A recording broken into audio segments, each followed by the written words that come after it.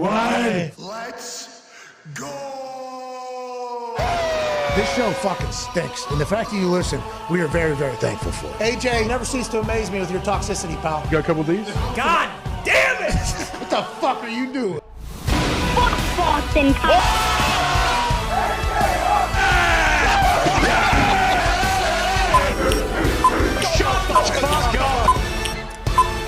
Hello, beautiful people.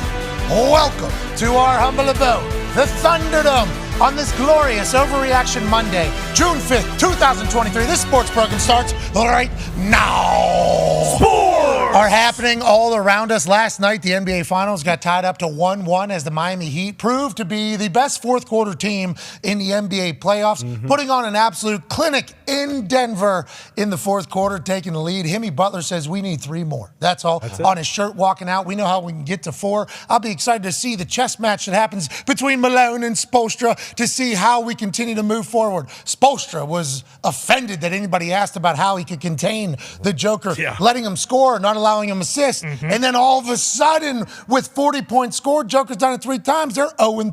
Yikes. Do you just let the big guy who's must-watch television literally just roam free in the middle and let him score all you have to score if you're on the other team? Seems to be the case. Jamal Murray got hot for a little bit, but in the end, it didn't matter because Gabe Vincent and Strus, who came out firing. I think he had like 9 threes in the first half or something. There was no hesitancy at all from a man that went 0 for 9 in game 1. I loved everything about it. Seen from the Miami Heat. Now we have a game 3 on the horizon at 6 feet above sea level, as opposed to 5,280 feet above sea level, which is what Denver is. Can't wait to see how this pans out. Looks like we're going to have a 7-game barn burner here. Feels like me. Feels like we're going to have quite a battle, and these 2 teams have really put on a show for all of us, so we appreciate that. Hell yeah. Thank you, teams. The NHL Stanley Cup Finals will have its game 2 this evening. Can't wait to watch that, dive into that. And notice how Stoner and the boys are ready to hoist Lordo in Vegas 6 years in to the team's creation. Sports are happening everywhere. Golf has a new champion. Victor Hovland won the Memorial yesterday. Everybody thought it was Rory's for the taking. Rory collapsed. Of course. Okay, it's a tough course. Still finished in top 5. Had a handshake from Jack. Foxy thought Rory was going to be able to win that thing. Actually tweeted me in the morning like, hey, things are going good. Rory's about to win this one. Hasn't teed off till 135. Then all of a sudden, about 2:15, you look at the standings. It's like, where's Rory? Where the hell is he? Where's Rory going? He's not playing? I like how properly jocked he is. He hit one like 370 or something like that. I mean, he's bombing the balls all over the place for whatever reason. He just cannot win a tourney. He can't put 4 days together. He wakes up co-leader on a Sunday, feeling good. Can't wait to shake that man's hands. He ended his round on Saturday not in the lead. Wakes up in the lead, right? Because the leader loses one on 18. He becomes the leader. All of a sudden, all we got to do is just get through the day. Then you see Scotty Scheffler kind of getting hot there, and that motherfucker's got like 20 straight tourneys in the top 10 or something. He's unbelievable. He's a robot. Started making putts. Jordan Spieth chipped in. He got within 3 of the lead. Like, oh, is Jordan Spieth going to go on a run? Nah. McCarthy, who's this guy? Well, seemingly he's going to fall off. And then Victor Hovland, a man who's been knocking on the door seemingly for so long, and this picks up his 4th PGA win. Congrats to him, and congrats to golf having a great tournament. Another great tournament from the golf folks. It feels like it's every other weekend. This was an elevated event, so I believe everybody was there, which probably means that it's a little bit more interesting. Also, shout out to Rose Zhang. Yeah. Oh, yeah. Yeah. Yeah. Dog. Yeah, she's the next one. Dog. Goes into her first professional tournament. I guess the entire lady golf world was like, this is the one, this is the one, this is the one. It's like LeBron James, it sounds like. I don't know. I don't follow the ladies' PGA or the women's PGA. Is it LPGA? LPGA. I don't follow the LPGA close enough to even know what the fucking name of it is. Right. Okay, that's 100% on me. I do apologize. Love golf, don't follow closely enough. But the way they're talking about this lady, Rose, as a 20-year-old, it's like, hey, this is the LeBron, this is the phenom. This is the chosen one. Then in her first professional tournament, wins, wakes up on Sunday in the lead, takes it home. She's a fucking dog. I guess this is going to be great for the state of golf and obviously ladies golf as a to whole. that point, I heard when the highlights were going this morning, I heard Tiger's name pop in there. Whoa. Like that type of like. Went to Stanford, I believe, similar brain. So you get any comparison like that, normally there's a lot of weight, but it didn't fucking matter. I saw Michelle Wee West getting interviewed, and she said, Rose makes it look a lot easier than I do. She hits a lot of fairways, hits a lot of greens. Michelle Wee, whenever she came in, I guess she was spraying it all over the place. So congrats. Hey, let's go. I love when there's an immense amount of pressure on people. Hell yeah. And then they just fucking show right up and just like, I don't care. Awesome. Now, I don't know if she's too young not to know what she is, which might not be the case. but who cares? Yeah, She does. Anytime everybody is telling you, you are the one, you are the one, you are the one, you are the one, it's easy to kind of dive into that and start believing that am the narrative. one. And there used to be something, I forget what the metaphor is, but there was a story of maybe it was Caesar or somebody else, had somebody walk behind him and say, like, you were just a man, you were just a man, you were just a man. Because anytime they walked in public, they were being heralded as this God, this God, this God. Somebody had to remind them, like, hey, you still poop with your pants down. There you go. You know what I mean? You are still a human in there. Yeah. So the fact that Rose has this ability to get heralded as a goddess of sport and still show up and still execute whenever the sweet spot on a golf ball is that fucking big, absolute fucking dog. And I love everything about it. Sports are kicking ass. The Talk Table is here at Boston Connor and at Ty Schmidt. One half of the Hammer, Dahn. Cowboys Tone Diggs is here. It's a new shirt. It is a new shirt. Tony. Yeah. Tony shirt. Yeah. Takes the Z-turn for a walk. That's One right. neighborhood to another. Got a new shirt. Good tan. What? This is spring tone. Come on, Tony. Life is good. Hey, life is good. Okay, so Tone took his Z-turn mower 2 miles from his old house to his new house. Smart. Rode that thing right down the sidewalk, crossed the street without even thinking about somebody else having to maybe turn down there. Minivan lady here, I guess, respects what Tone's doing, but also you had to hold her entire life up right there. When she gets T-boned right there. Oh, man. For being honest, I did not see that minivan coming. Would have been kind of cool if I got hit by it. Yeah. Nah, Get a new yeah, Z-turn. I don't I don't know know. about that. Shout out to you moving, getting a new house moving on. How about it, Tony? Moving's always fun. Everybody in here seems to be having a good time. That's why we took such a big pay cut, because we've got 13 employees. Everybody's either building houses or having babies or moving into bigger houses. What? Take a big time pay cut. That's right. Tone, great weekend, though, this weekend of sport. Great weekend. Genuine, great weekend of sport. UFC had a fight. I guess there was a big controversial finish for that one. Yeah, apparently. I don't watch all the UFC fights, 100% on me. We'll watch it, though. Absolutely. You know, we'll watch it if it's I happen to be at a TV when it's on. Don't like to get too connected, too many stories. Just want to see them in there brawling. Exactly. And hey, do your thing. I respect the art. I guess there's a controversial finish where one person had I want to say 35 connected shots maybe. Sure. And the other person had 110 or something like A lot. knockdowns, takedowns, everything on this side. So they won. And then this one won. Really? Yeah. I just saw a graphic. I didn't see the fight. That needs to get fixed. Yeah, that's bad. That can't happen. How does that continue to happen? Now, we did not see the fight No. at all. But I did see Daniel Cormier tweeted about it this morning and basically said the first round was incredibly close, neck and neck. And then, the other dude basically dominated the last 2 rounds and still somehow lost. But that's why they always say, hey, can't let it go to the judges. These guys will fuck you over any chance they can get, and it happens more often than not. Why does it happen so much? What planet are we all on? You know what I mean? We're not all watching the same fight. Apparently not. Now, granted, there's been a couple fights where I guess I've been on the wrong side of it. I'm like, yo, this guy definitely won. But at least the stats are comparable. You know what I mean? Like amount of headshots, amount of body shots, amount of takedowns, amount of defenses and everything like that. But sometimes I guess there's some that just pop up and it's like, this makes no sense at all. They had another one of those. But hockey, fucking game 2 this evening. Yeah. Stoner had an incredible game. Unbelievable. How about third period, 2-2, bats that thing down, fucking Nasty goal goal. time all the time. How you doing? Keep it Gorgeous. moving. You like the Vegas Golden Knights here, game 2 against a very, very talented Florida squad. For sure, I do. I mean, that game, game 1 was back and forth, and it was beads of sweat, very worried going into the third period, and then that's what home ice advantage is all about. The Golden Knights turn it on in the third period and kind of let you breathe a little bit, but. That's kind of been the thing the whole time. It's like, hey, Bobrovsky's a dog. We'll see what he can do. But if you can get a couple in on him, Vegas' goaltender, he had maybe the save of the season. Yeah. Boom, right there. Aiden Hill sticking his goal out. If that goes in, who knows? The game's completely different. But then again, they've just been getting production from everybody. It's not just the Stoner show or the Jackie Aces show. They've been getting goals from their third line guys. They have really been playing well. So, yeah, I do like them tonight. Aiden Hill's flying around. Flying around. He flies around. Now it's 2-2 with 6 minutes left in the third. Right. Yeah. Ends up being 5-2, obviously. That's how things go in hockey. Once you pop, you can't stop. But I love that we got good finals, seemingly. And in the NBA, last night, I think Miami has proved they get it to the fourth quarter. It's like there's some football teams. Yeah. Normally teams that view themselves as tough teams. Let's get this to the fourth quarter. and then let's figure it out. Wear 'em down. Because they don't want to come into the deep sea with us. Exactly. They don't want to get in there. Let's get it to the fourth quarter, and when it gets to the fourth quarter, we'll fucking take it home. Yep. Feels like Miami, the Heat, seemingly, because it was they scored 30, I think, first game in the fourth quarter, which led to Malone saying, like, in the fourth quarter, we got absolutely killed or whatever.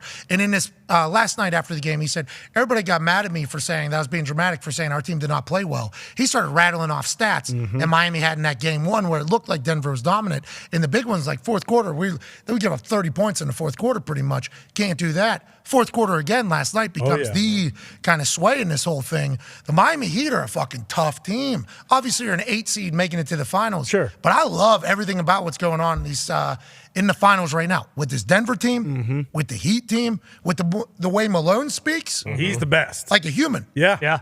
He's a human. Oh, yeah. Spoelstra, seemingly human. Same way, yeah. And then you got two teams, dogs. It's like, I really like what's happening. 3-point game last night, 1-1. We're in for it, I think. Yeah, and it feels like it is going 7. You mentioned that earlier. And the one thing with the Heat is I think they've had 7 games where they have been down by 15 or more and have come back and won. And that ties a record, of course. And there's a chance we're going to see that again.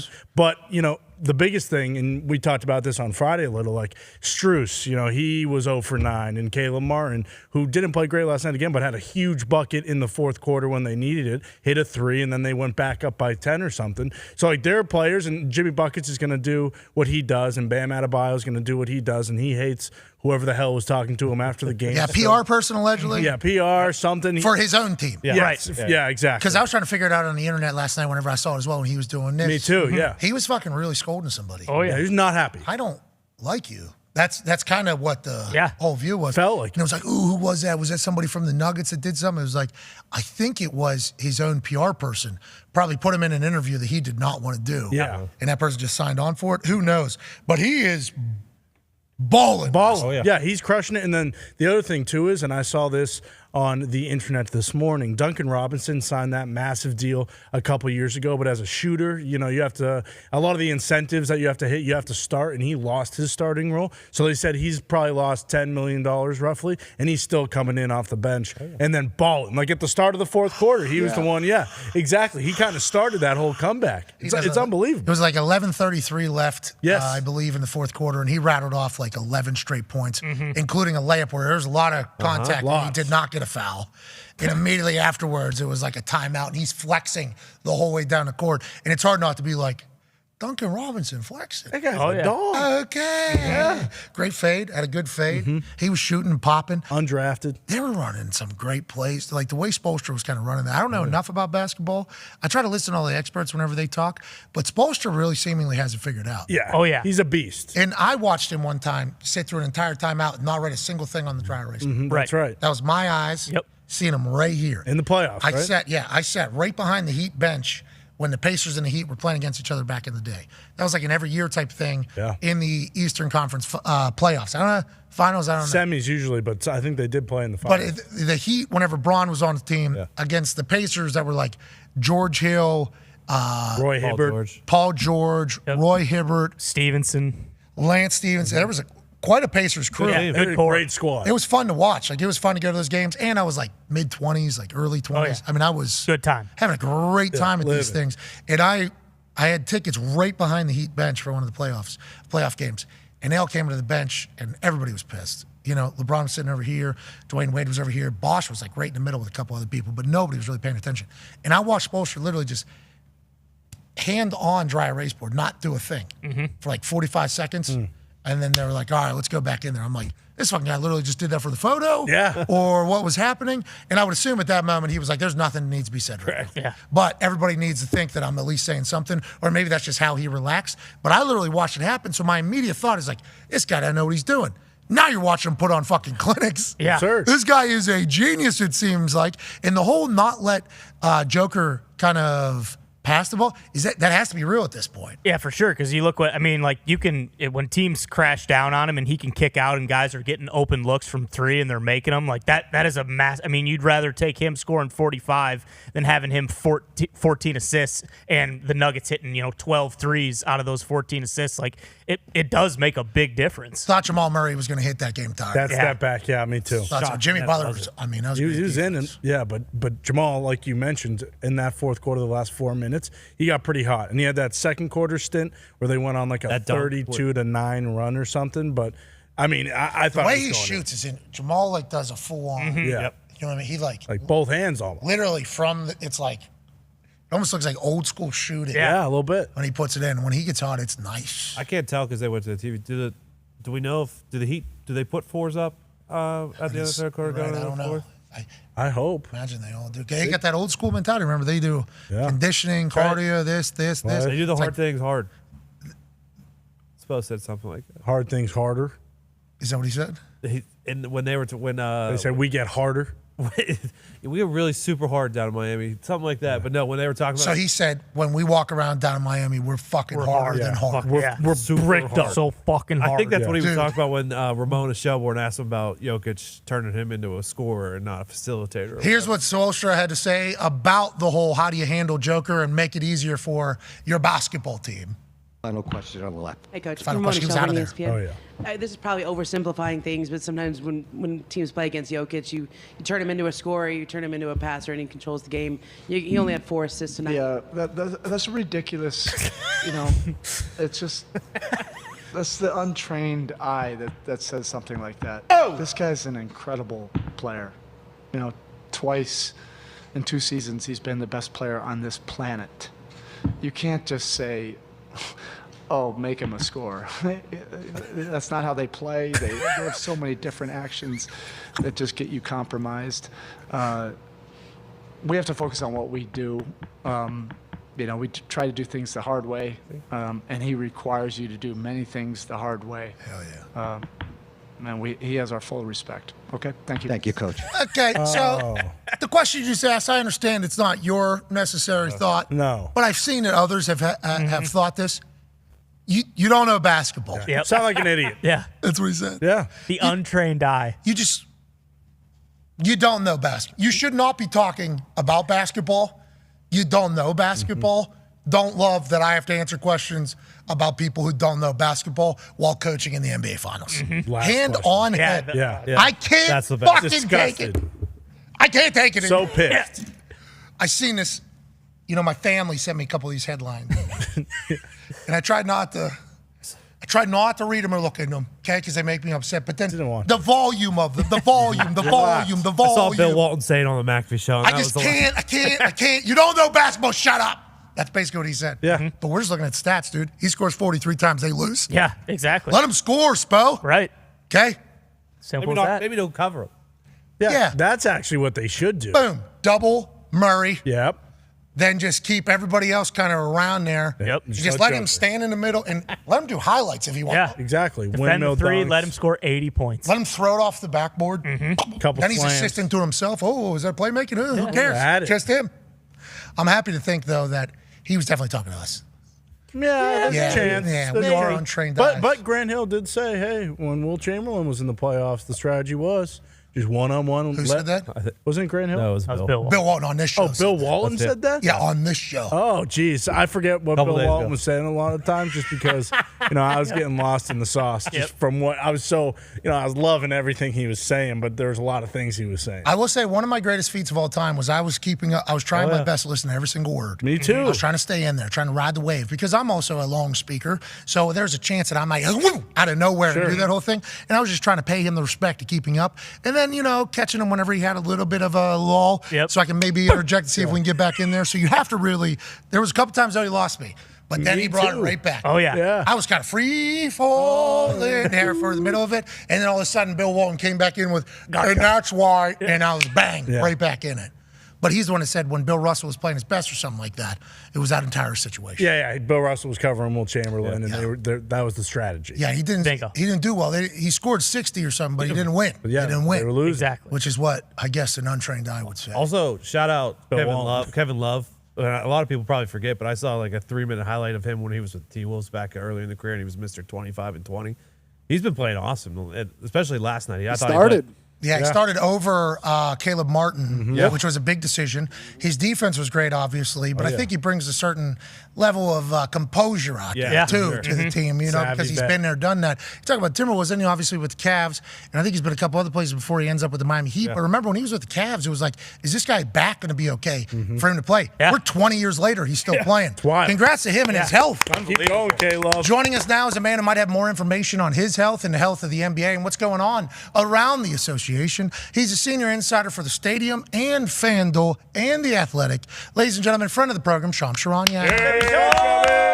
Shams, big night for the NBA. 1-1 the NBA Finals. Let's go. Here we go. Let's go. Good for everybody. Good for you. How are you doing? Where are you at right now, brother?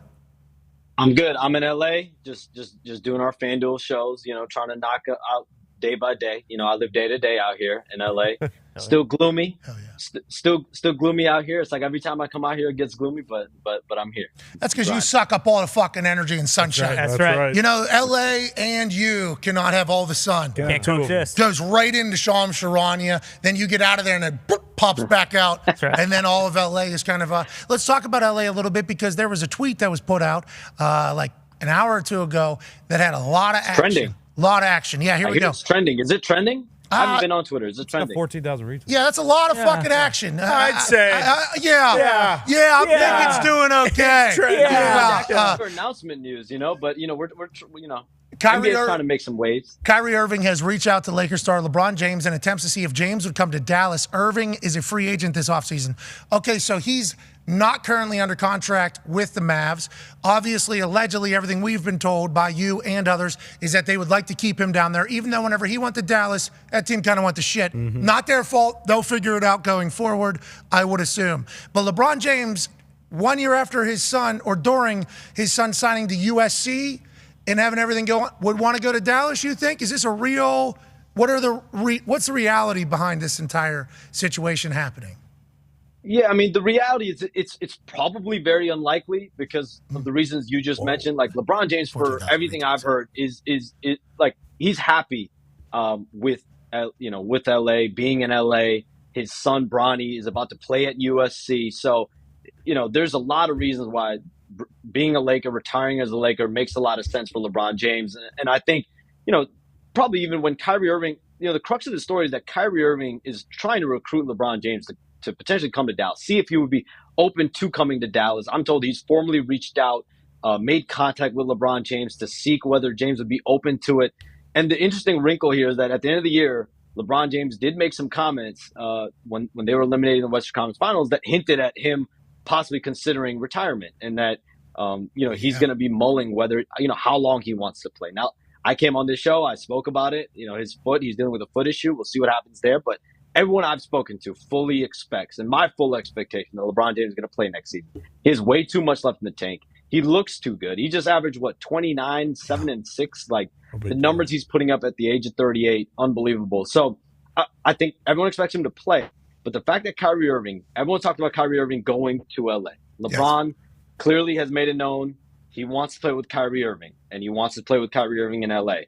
But now Kyrie Irving is changing this, and he wants to recruit. And I think the bigger story is what will happen with Kyrie Irving in free agency. The fact that he's going out and wanting to recruit a guy like LeBron James, it's clear he's putting on his recruiting cap. He wants to get talent in Dallas. He's trying to recruit talent to Dallas, and we'll see how that plays out and bodes for his free agency. Yeah, most likely outcome here, Kyrie ends up in Dallas, LeBron stays at LA, or Kyrie ends up in LA, and this was just like a big, I tried type play. You know what I mean? I mean, listen, with free agency, you never know. But I think Kyrie Irving, it seemed like he enjoyed experiences in Dallas. I know Mark Cuban, Nico Harrison, they've been vocal about wanting to bring him back. I think that's probably the more likely outcome in all of this. But these players are talking, and when players talk and when guys start to recruit each other, there was a period of about 2 months where Kyrie Irving was deciding on his future. And him and LeBron James were going back and forth. And I think Kyrie Irving at that point, there were times last summer where he wanted to be a Laker, no question. He ends up staying with the Nets. We talked about it. We broke all that. Then he ends up getting traded to the Mavericks. The Lakers had an opportunity to trade for him. He ends up in Dallas Maverick. And I think there is going to be a lot of interest in him staying there. But the fact that this is now a conversation, I think this is 2 years in a row where the possibility, the reunion of LeBron James, Kyrie Irving, two guys that won a championship together in Cleveland, it's going to be a storyline. Yeah, hell yeah. 14,000 retweets on something that probably isn't likely. Yeah. I love everything about it. Everybody wants to see it happen again because, you remember when Kyrie was in there and cooking. Beat Golden State. Man, imagine LeBron with him and Luka. Whoa. Look out. That would be crazy. Well, playing with 8 basketball. The interesting is it's not like it's just, all right, Kyrie Irving wants to play with LeBron James. I mean, every player in the league wants to play with LeBron James. The big thing here is that entering free agency, Kyrie Irving is now making it known he wants to see if the Mavericks can go get a guy like Kyrie Irving. He's reached out to LeBron James, go get LeBron James. He's reached out to LeBron directly in the last several days, and so he wants this to happen. We'll see what the real odds are of it actually taking place. Okay, so Kyrie in Dallas still, just as somebody that does not know basketball that well. Okay, call me a casual. Call me a noob. Call me whatever you want. Sure. Mm-hmm. But I had eyes. We're not noobs here when I'm on. Yeah, you are not. You're in there. You're actually in the league. So shout out to you being there. I actually seen this Dallas Mavericks team play basketball, though, with these eyes. Played against the Pacers. Mm-hmm. Okay? That arena was filled up for Luka because the way Luka was playing. Dog. And Luka had that pass cross court, if you do recall, at the Pacers game. That was the entire takeaway moment. But shortly before that, they were playoff contenders. Like, here we go. This team's going to potentially go. Luka maybe going to win the MVP. Yeah. Mm-hmm. Luka going to win the MVP. Then Kyrie goes to their team. They don't make the playoffs. They're resting players. Luka doesn't like basketball anymore. Yeah. Remember? Yes. That was happening there for like a week or two. Had to get investigated because the last game of the season, they decided to not play Luka. Not play anybody. Yeah. So what happened there, you think, behind the scenes? And how do they fix that for next year if they're going to remain all in one unit? It seems like they want to remain as team. And did I accurately describe what had taken place? Yeah, I mean, listen, from a surface level, from like bare bones, yes. Like Kyrie Irving went there. I think they were the 3 or 4 seed in the Western Conference, and they end up all the way out of the playoffs, all the way out of the play-in. That is definitely resting players at the end. To a season. Yeah, ridiculous. Resting players at the end to keep their top 10 pick, which is now going to be potential trade bait out there in the marketplace. And they got fined $500,000 for that situation where they essentially admitted to tanking. But I think when you look at it, and Jason Kidd has spoken to it, I think Kyrie Irving and Luka Doncic played, I want to say 15 games, 12 games with each other second half of the season. The Mavericks, Jason Kidd, Mark Cuban, Nico Harrison, they fully believe that we need to give these guys more reps. Both these guys can show that they can score, they can play with each other. They both seem to like each other. And I'm told latter half of the season, they both spend time working out together, spending more time together. So they fully believe that, like, we're going to get these two guys right. It's about building around them, building continuity, building chemistry. And that's where this offseason comes into play, is like they need talent on this Mavericks team. So, yes, would you love a guy like LeBron James on this team? For sure. But think about a player in that type of a mold, guys that are free agent. Like, I'm not saying the Mavericks are interested in these players, but you look at the 4 threes that are out there in the market. Austin Reeves. Guys like Draymond Green, Jeremy Grant, Harrison Barnes, like those are the types of 4 threes that if you're Dallas, you can get your hands on a defender, two-way player. You have to look at that. I think that's what this NBA Finals is showcasing to me. The dumbass that watches the NBA, like, hey, teams matter. Oh, yeah. You know what I mean? Time. Oh, yeah. These teams matter. The depth of teams really matter. And I think we kind of all get caught up in, like, where are the superstars, the big 3, the big 2, the big this, the big that. It's like the rest of that roster really matters. You've been saying that for a long time. That's why the moves that LA made at the trade deadline was such a big deal to get them into the playoffs, ultimately not being able to beat this Nuggets team, man. Ooh, there it go. And Spoelstra got real pissed last night, though, whenever he was asked a question about, what do you do? Just let Joker score. Don't let him do this. And that is such a dumb fucking thought, is what Spoelstra said. Yep. But I love what's happening for the NBA in this finals. Connor has a question for you, Shams. Yeah, Sean, speaking of the finals, is there a chance we see Tyler Hero playing this week? Or do you think that, maybe they kind of keep him on the bench, don't have him start because of how well they're playing without him? Yeah, I think this is a very, very interesting dynamic, very interesting question. At the end of the day, none of us are going to be able to decide this. This is going to be on Eric Spoelstra to figure out. And I think you have to trust Eric Spoelstra. He's going to make the right decision. But think about this: if Tyler Hero doesn't get hurt in Game 1 against the Bucks in the first round, Duncan Robinson probably isn't playing. And last night, 10 points in the fourth quarter, 2 threes, 4 of 5 from the field, and he's been hooping for the Heat in this series so far. Last series, he's making shots. Max Strus had an off Game 1, played very well Game 2. Started off the game, I think 4 of 7 from 3-point range. Yep. So he's shooting the ball well. Hucking from the logo. Caleb Martin, he's chucking. He's sniping. I mean, he's dialed in right now. And shooters like that, you have to have a lot of confidence in. You know, Jimmy Butler's in their ear telling them, shoot as much as you can. Like, get those shots up. And having your best player give you that confidence, it goes a long way. So if you're Miami, now listen, is Tyler Hero on track to potentially return in Game 3? I believe that's what the Miami Heat are hopeful of. That's what they think. Do they give him another game to figure out, like, listen, if we lose Game 3, it might be easier to bring it back in Game 4. I think winning Game 2 gives you a little bit of pause, and you have to think about it a little bit more. But even if Tyler Hero is available to play, I don't know if you can just say you're going to start or you're going to be guaranteed minutes, because there are these guys that have been on this run all the way to the NBA Finals that have solidified their role. Is Tyler Hero all right with what Jack Harlow did to him in Boston? Good question. I mean, listen, I don't know what they have going. Obviously there was a song made about Tyler in the past. So there might be a relationship there that exists, friendship that allows, that type of discourse. Oh, so you think because there was a song, he's allowed to show up in Boston Celtics jackets? I don't think so. Sitting 5 doors down from the guy you wrote a song about? I don't think Might have been to curse the Celtics, The bad friend. Did you guys see his post about Kyle Lowry when Kyle Lowry ran into him? Did you guys see that? Who, Jack Harlow's? Yeah. He made a post when Kyle Lowry landed on him. What did he say? Something about Kyle Lowry. We got to pull it up. I thought he just said Kyle Lowry's got a huge pooper. Yeah, it was something like he's got a nice butt or something like that. Yeah. Jack Harlow said that? Yeah, dumper for the ages. While he was wearing the Celtics thing? Yeah, and that's why I think him and I've Hero met Jack are Harlow friends. before. Really nice dude. He's definitely plugged in on the NBA. So we got to invite him on the show. He's got to speak to every time he goes on shows, he kind of stinks. You know what I mean? Like every time he goes on shows, he stinks. But I've been told he has great personality and he's funny and all that stuff. But every time I see him on TV, I think to myself, like, this dude's like the coolest dude of all. He's dialed in on the NBA. Maybe it's the NBA he's got to speak about. Me and him, we did a show together. He was the greatest thing he did. The greatest thing he did. He was on First Take. This is the funny, because everybody tells me how funny he is. This guy, funny guy, hilarious guy, charming, beloved guy, funny, everything.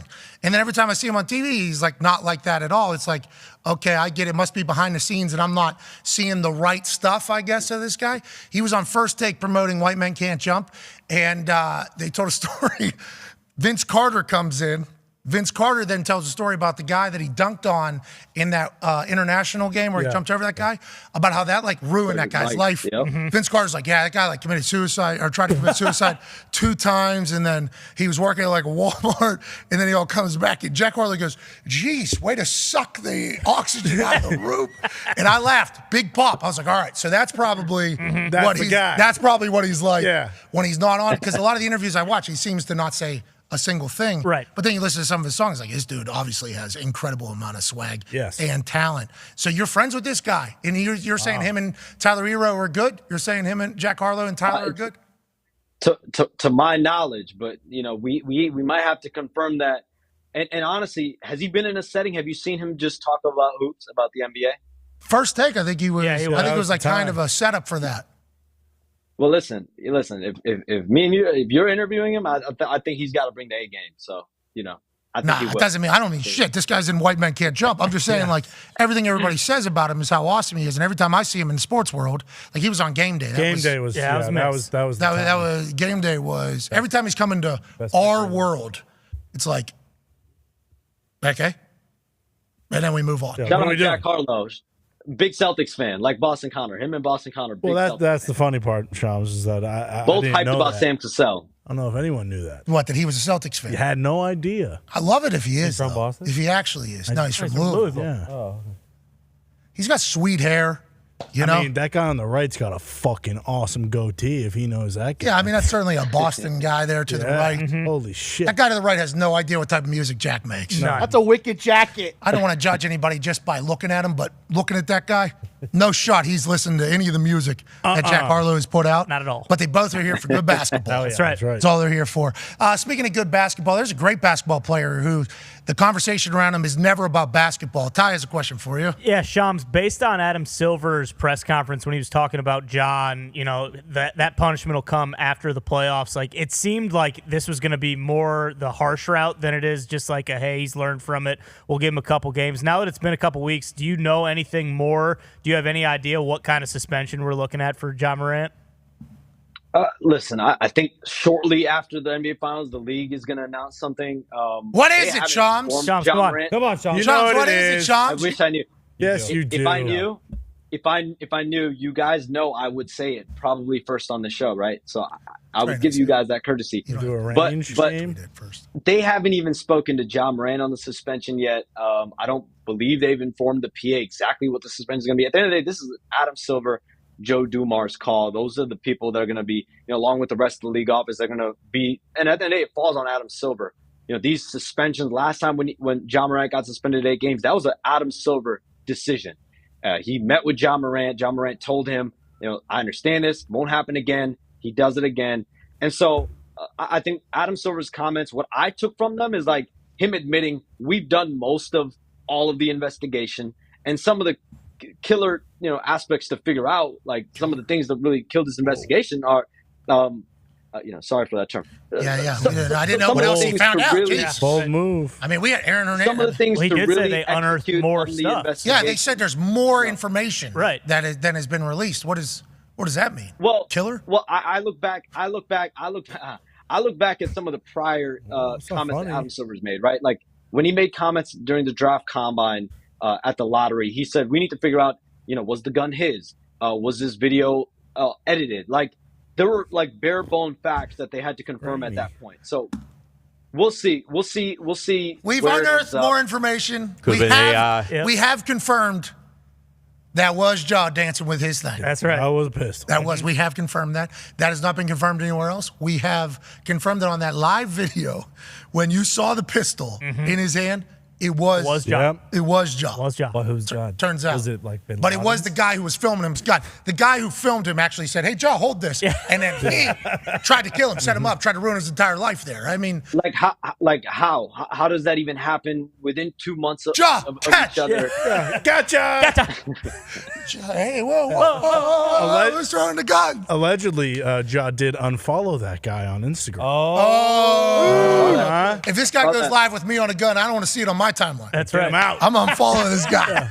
All right. I hope Ja figures it out. We all do, because what a fucking superstar. Beast. When I think about how much you suspend him, 50 games, whole season. Like Gilbert Arenas was essentially suspended around 50 games, and he brought multiple guns, to a locker room, to an NBA arena. So you think about this situation, is this equate to 50 games? Probably not. So is this half of that? So half of that puts you at 25. Is 25 too harsh? Did you ever find out what the pot lighter? was for that Blu-ray game that Gilbert Arenas was either owed money for? Did you guys ever find that out in the NBA media? I have to go back and think. I was, maybe I was 10, 11, when that, 12, when that happened. Just loving Uh, lunch. Figure it out, Shams. I thought you were committed to the game. But, Fucking loving lunch. But I lunch. know that. Yeah. Had to have been in the millions, though. Had to have been in the millions, right? That's Like, you're not bringing guns in for several millions, right? Like, you're not just bringing in guns for like 300K. So I've heard of pots like that are multiple hundreds of thousands of dollars, and people that have lost $1 million over a season in pot matching card games like Blu-ray is, which we would assume is what was being played there. I don't know if that ever officially came out or not. But yeah, it had to get to a point where Gilbert was like, I'm fucking done with this. That's it. You owe me money, bro. We are going to do it. There's some people that are like that. There's some people that are like, all right, let's figure this out. I'll take a watch, and then we'll just kind of keep it moving or whatever. What a scene. We don't condone it. We don't condone it, but you're right. It does happen. All professional sports had to answer it whenever Gilbert Arenas did this. Like, gambling in NFL locker rooms became like super Not allowed to do this Can't do on it. Not that it had been happening, obviously. Sure. Nobody would do that. Super competitive people who play cards who have a lot of money would never do that against each other. No, why would you? Especially if you're in the same area for like 8 hours at a time, 9 hours at a time.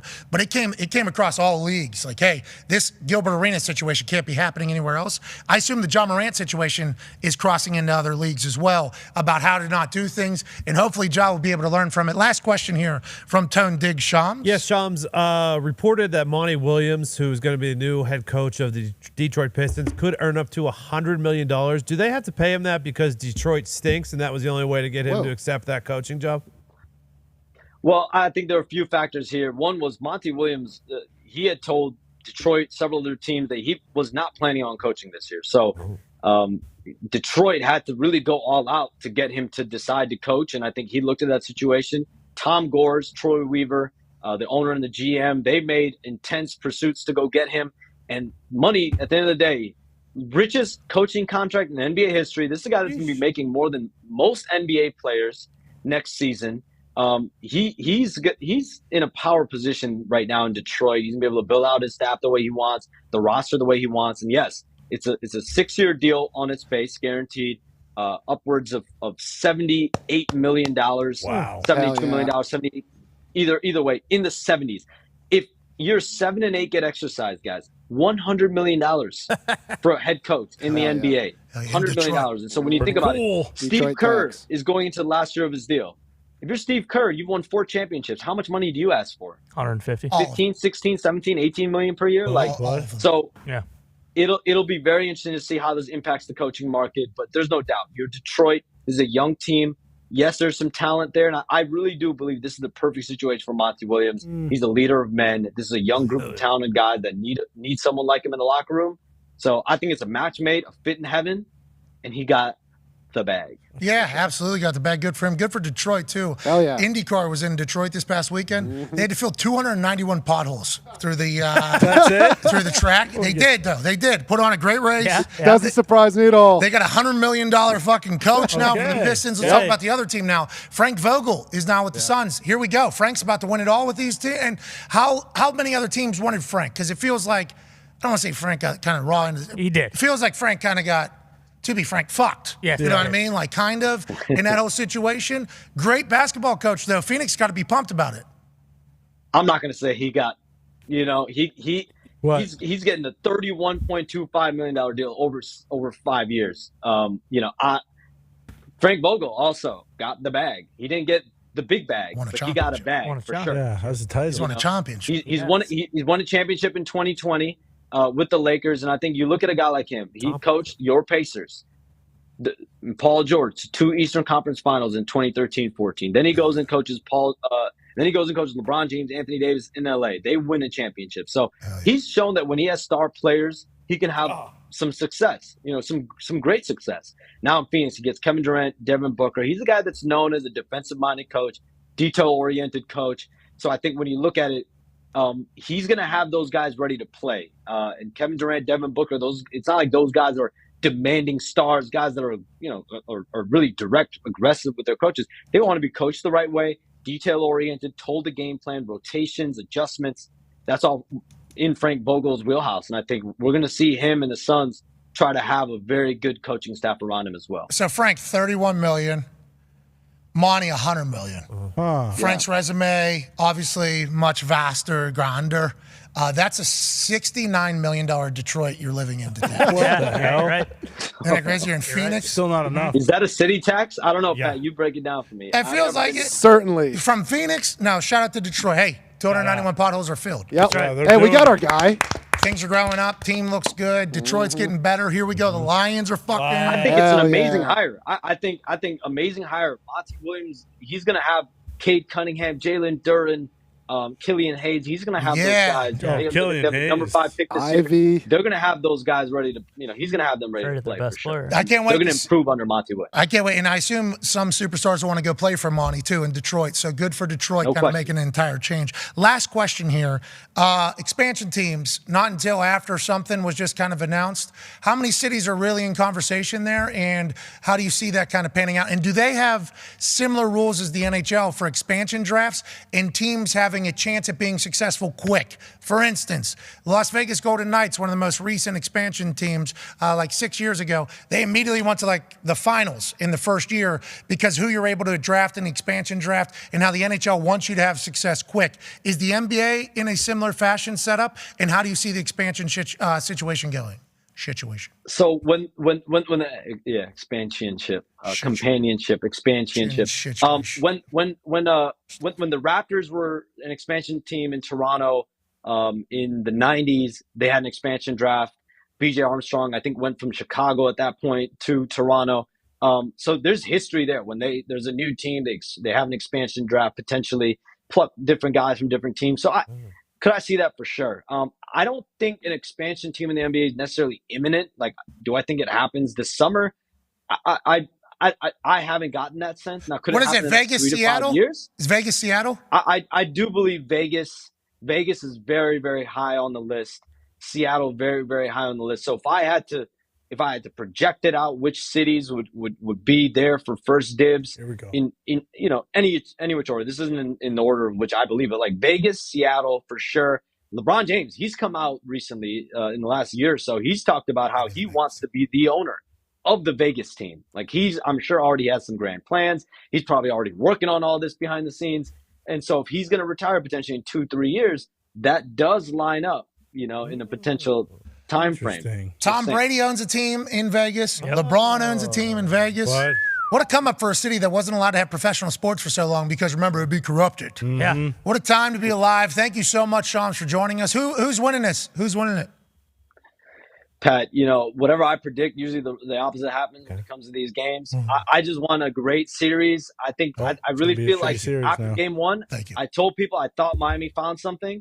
I really believe they got the hearts of champions. They might not win this year, but they have grit. They tough it out. They never quit.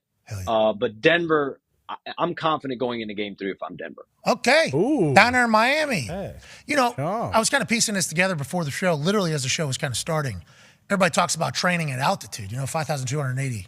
If you look at the way the fourth quarters have gone, maybe we need to be training in a swamp. Oh. In humidity. Muggy air. Where it's just super duper thick. Yeah. Because Miami's going to be hot. Miami's going to be hot. Miami heat, yeah. Yeah. White hot. Super hot. He talked about cutting the AC. Now, Pat, I will never forget the 2014 NBA Finals in San Antonio. Miami, Spurs, Game 1. LeBron James was cramping up late in the game. Oh, yeah. The AC was literally off in the arena. I was there. I was wearing a nice, at that point, untailored suit, but a nice suit. I was sweating. Everyone in there was sweating. It was crazy. Yeah, you had a cheap-ass suit on. I remember that because LeBron was Yep. And then in the back, there was this little tiny fella with a shitty suit on. Yep. And that was the big takeaway from the night, if I do recall. That was piss yellow. Yeah, shitty suit from that guy. Look at him now. Man. Unbelievable. What a combo. Who's the one that turned the AC off? Like, that's what there needs to be an investigation. So San Antonio, hot, right? Yeah. Thick. Miami hot. Super hot. And then you turn off the AC. So what they thought that if you turn off the AC in Miami, shape, I think he was the only I think they would probably have to cancel the game. They need to just why didn't they just pump IVs in him? Yeah. Pretty quick. Have him wear those backpacks. That'd be sweet. While he's playing. Exactly. With the straw in the mouth. In his mouth. All right, Shams, running up the ladder. We appreciate you, ladies and gentlemen. Shams Sharon. What did we learn there? Vegas, Seattle. Those are 2 cities basically running for an expansion squad. I learned that a bunch of potholes got filled. 291 of them, yeah. I believe that was said on the race. If I had to. That's absurd. I mean, I would have thought 2,000. They're going through the city. Yeah. Seriously. They were going through the city. I didn't know they had roads in Detroit. Come on, Yeah, guys. I thought it was just Detroit's a nice city. Downtown is nice, okay? It did look beautiful during the race. That's the first time they've had the race downtown in quite some time, right? Yeah, normally it's off on an island That's somewhere. what I thought. Yeah, they had it downtown, so we went through there. It was. I got to watch it a little bit. It was Did our good. guy win? Nah. Top 10, though, I think. It looked nice. I thought they put up like a bunch of those like wooden buildings like they have in North Korea that like aren't real, but they make them look nice in the whole city. Oh, like at the World Cup. Bingo. Yeah. Yep. Where That like, wasn't like that. Yeah, we're not chopping people's heads off. Alex Palou won. The guy that was on the pole for the Indy 500 won. Okay. There we go. The race. I saw Verstappen won again. What else? Never would have guessed. Yeah, that People league watch sucks. that, huh? What do we do? Maybe I'm just too. I don't get it. I just don't get it. Well, This is like super fancy food. Like when I go eat super fancy food, and I need 15 meals to fill me up. First of all, like how is anybody eating that for real? So small. Like, give me 5 of these. Need a bigger portion. Get 5 of these, and then you eat it, and it's like, I don't know if this was worth. No, I guess there's some that have been good in my past, but I'm like too basic of a palate. I think I'm too dumb for a lot of things. F1, one of them. I feel like I just don't get why people like it. I've just learned that. I mean, F1 for sure, like those races, I don't think. And then you hear people say like it's a manufacturer sport, so it's like, okay, well, how much are the people driving actually doing that? If like the mechanics are really the ones who are like kind of the stars. I think that's show. in every racing. See, like, I thought the cars certainly matter. I thought so too, but I just realized like I don't care what kind of racing it is. Like it just doesn't interest me. Like I just don't care at all. IndyCar, NASCAR, F1. No, I'll watch horse racing. That's different because the races are 2 minutes. Well, and yeah, if they don't win, I mean that's high stakes. It is. But these horses are running for their fucking lives. I just don't know how. Like Churchill's is done, right? Yeah, suspended. But do they have races right now? I don't know. Seems like a very novel thing to do. Like, you know what? Would you enjoy NASCAR more if they blew the car up afterwards if it didn't win? Well, so NASCAR had like an 11 delays maybe yesterday in their race. Kyle Busch ended up winning, obviously. KY's running. KY's right. But like they had like 11 delays, I think, for rain yesterday. Are the horses right now dying at Churchill's Downs because of the Canadian wildfires and their smoke is coming down? Well, we would have to go to our horse expert, Bruce, who pulls answers out of horses' asses. That's right. Just to kind of do his thing there. But I will say the Canadian wildfires. It's no joke. There's a lot of timber. There's the air in Indy. Yeah. There's an air problem in Indy. I guess we can't even breathe because the smoke coming in. They're not supposed to. Everybody put your masks on. That's right. All right. And we need it to be one of them M5s or whatever, the actual mask. the construction mask. N95. There it is. I need N95 masks on everybody from Indianapolis to Boston. They're saying. That's what because of the fires up there. Well, I didn't check this morning. Are we still in an air quality alert? We're back this morning. So we're off a couple of days. I don't know what happened. Maybe wind change. But we're back in it. Al Roker said from India, he was wearing a 3-piece suit. He looked real good. Nice. He said from Indianapolis to Boston, pretty much there is a full air quality thing going on. So we hope everybody in Canada is okay. Yes. And also everybody in America breathing their air. Right. Yeah, seriously. And the horses. And horses. We're currently a moderate warning for the air quality. All right. They have stages. Yeah. Yeah, I believe there's extreme. Don't breathe outside. Yellow, I thought it orange, was just red. in the air or it's not. No, I mean, it's I like, can feel it coming in the air tonight. Hold on up there. I was watching one of those planes fly by with a little pea shooter thing to stop the fire. Yep. We're wasting the juice. Oh, no. They dumped that thing in, and it disappeared, and that fire just grew stronger almost. It's like I feel like we should save the juice. It feels like it's a little bit too strong right now. Let's not be dumping little and then going all the way back and then doing it again. I don't know anything about stopping forest fires. Sure. But I do know what I watched wasn't seemingly the case. why don't we have fighter jets with missiles that have water inside it? I don't know. Every time I see that video of that one China fighter jet doing its little whirly bird right in front of our surveillance thing, Listen, that freaks me out a little bit. Oh, they're doing it in the sea now, too. Yeah, but they're not doing whirly birds. They're just going, hey, if we walk like this, they're like, if we walk like this and you run into me, you started the fight, not me. Not our fault. That's kind of what they were, I guess, in the water doing. Exactly. Seems like things are getting real serious. It's not good. We don't need to dive into that. We need to remind them. All right, Tone. Well, some things are getting real serious, too. Let's talk about it. I concur on that. Hell yeah. Hell yeah. You saw the Times article, right? Huh? What's that? With the alien? Oh. What's the alien? That there is some very real, concrete evidence that they're withholding from everybody. The New York Times posted this? Yeah, I believe New York it was Times is a real Times. deal, right? Yeah, I believe it was a Times article. Yeah, they got their hands on some whistleblower. A former intelligence official turned whistleblower has given Congress and the intelligence community inspector general extensive classified information about deeply covert programs that he says possess retrieved, intact, and partially intact craft of non-human origin. The information, he says, has been illegally withheld from Congress, and he filed a complaint alleging that he suffered illegal retaliation for his confidential disclosures, reported here for the first time. Other intelligence officials, both active and retired, with knowledge of these programs through their work in various agencies, have independently provided similar corroborating information both on and off the record. This is the New York Times? I don't know what This is not the New York is. Times. This is the tweet that had this piece in it was referencing this is the largest expose since the New York Times article in 2017. Right. This is from the debrief.org. Okay. It's an org. All right. It's an org. There's an org. It's an It's org. not .com. No. So this is Area 51. Interesting. Yeah, depending upon what you think Area 51 is. But yeah, this would be crazy if we just found one all of a sudden. Just one plane. Imagine if one just kind of hopping out. When's the election? 2024. 2024. Right? Next year. Next year. Next year.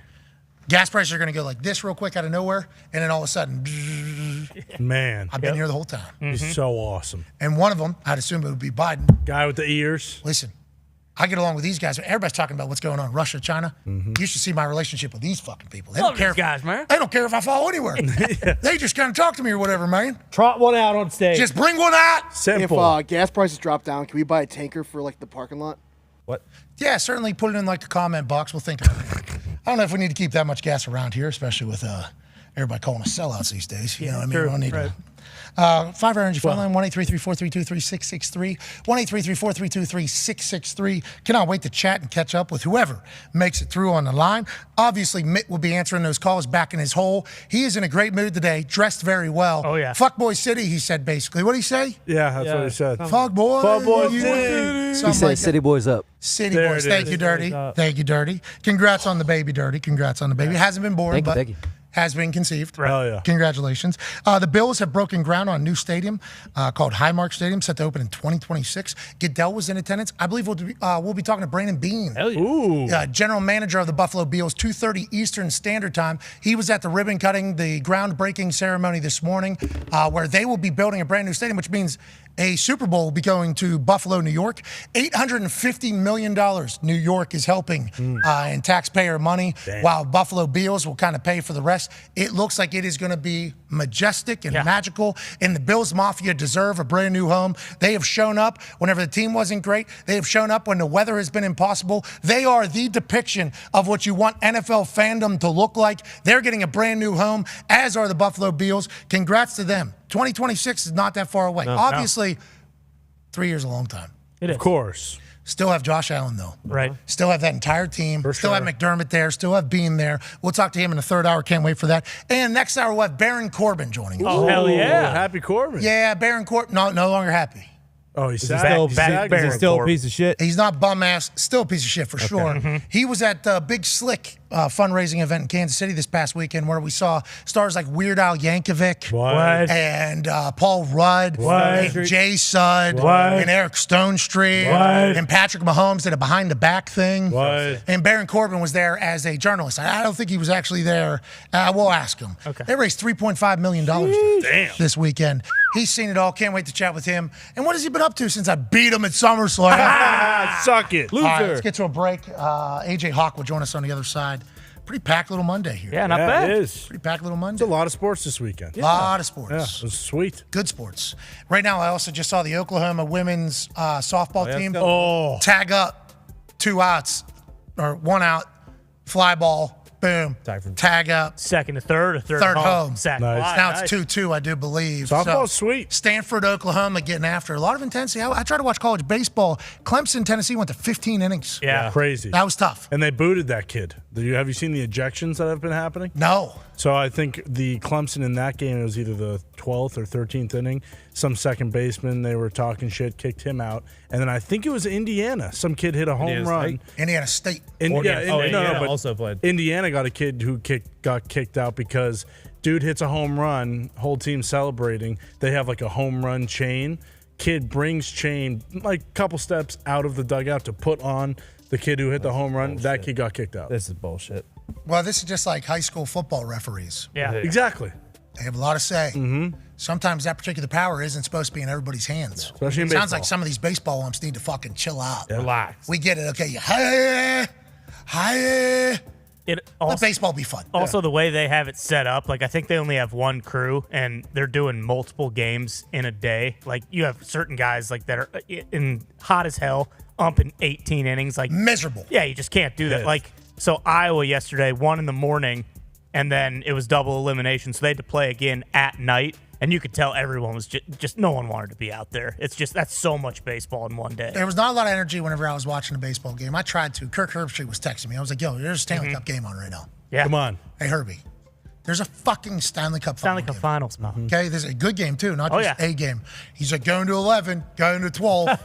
I'm like, Herbie, enough. Well, that's the thing too is like if you don't like the MLB, like you really will not like watching college baseball because they nuked all the bats, so guys don't hit like massive homers anymore, and there are just so many walks, so many hit by pitches. Like the games last forever. 15 innings. Softball was sweet though. Softball's electric. Yeah, awesome. They get jacked up, dude, and it's so fast. Yeah. It is. Boom, boom, boom, boom, boom, boom, boom. Yeah. Holy shit. She's got like a throw out at first is always close. Oh yeah. Like every single time, even just a grounder wherever, it's always going to be close at first. Absolute rocket. Yeah. Ball's coming through this one. Fast. Oh yeah. The riser. They throw hard. It's crazy. And they're like 45 feet away. That's why every single time we watch softball World Series or whatever, we're like, hey, this is awesome. And then we don't. Yeah. Kind of like lacrosse, right? College basketball. Women's college basketball. Is that what you're talking about? I said lacrosse. But. Same thing with lacrosse. Kind of. PLL. Yeah, we did, after our conversation with the Kavanaughs last week, Pat mostly, Chris in the back, but Chris did drop in and was a photographer. Yep. They're in Germany right now. We sent a couple beers to the boys' corner, and now we Venmoed some money over to Tevlin to buy them some local beers over there. We got a chance to catch up on our show from over the years. When I told Kavanaugh, you know what, we're going to get into it. I have said that every 2 years since 2011 on my Twitter account. Right. I've always said, I like lacrosse. Lacrosse is awesome. Like this weekend it was on, couldn't watch it. Guy did this thing. I was watching it, I just got caught up, I went somewhere else. Right. I don't know why. I'm trying my best because it seems like a fucking great sport. It is. We'll get into it. Yeah, we will. We're going to get into it. This is the year. Let's dive into all the sports in the next hour with Baron Corbin, AJ Hawk, and your phone calls on the 5 Energy phone line. Then Brandon Beane in the third hour. Be a friend, tell a friend something nice. Take 5. 5.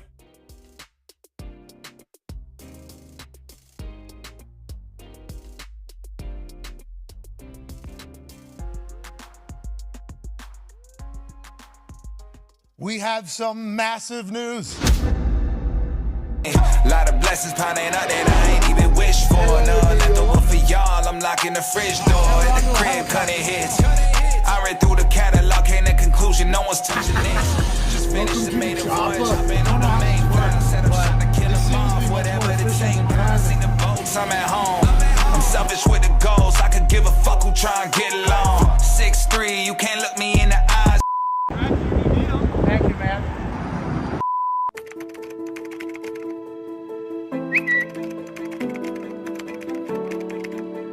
Welcome the incomparable Pat McAfee. But as soon as we get backstage, I see Serena Williams like 6 feet from me. And I'm like, oh my God. Hello, hello, hello. You look fantastic. Massive room. Did not expect to see this many incredibly important humans to the media world. And then all of a sudden, guess who pops by? Ryan Seacrest. Bro, Ryan Seacrest, how are you? Congratulations. Legend, bro. And holy shit, Ryan Seacrest is here. Honestly, your work ethic is something that people really inspire you. Why am I here? Great question. Sweet cowboy hat. How you doing, dude? Makes me look thinner. The Kardashians? Bullshit. Come out of the elevator? Hey, good luck out there. Thank you. My show, my guys and I will be joining the ESPN universe. And we are so incredibly pumped, honored, and thankful to be doing that. And a lot of people are wondering, why would you ever want to do that when you run a couple $100 million valued company with full independence and the ability to kind of do whatever I want, whenever I want, with my crew that is one of the hardest working group of men on this earth. And it's because I had the incredible opportunity over the last 2 months to chit chat with the leadership at ESPN. I go up to a lounge, Alex Honnold, the guy that was climbing? Yeah. I'm like, holy fuck, that's that guy who just hangs off the side of cliffs or whatever. And I think the future of sports media is certainly something that we're kind of creeping in on. Digital has become an influence. It has the structure. It has the ability to reach millions and millions of people. Dan Orlovsky, after his riveting performance on the stage, which it was, gets a Shirley Temple. He got wine. Okay. Wow. The future obviously says that linear television's gonna be dead. ESPN, the channel, won't be able to exist, but when is that? Is that a year from now? 10 years from now? 20 years from now? Can we get to 25, maybe 30, 35, 40? By that time, I'm 65, 70 years old, and I've completely missed out on the powerhouse that is ESPN Linear.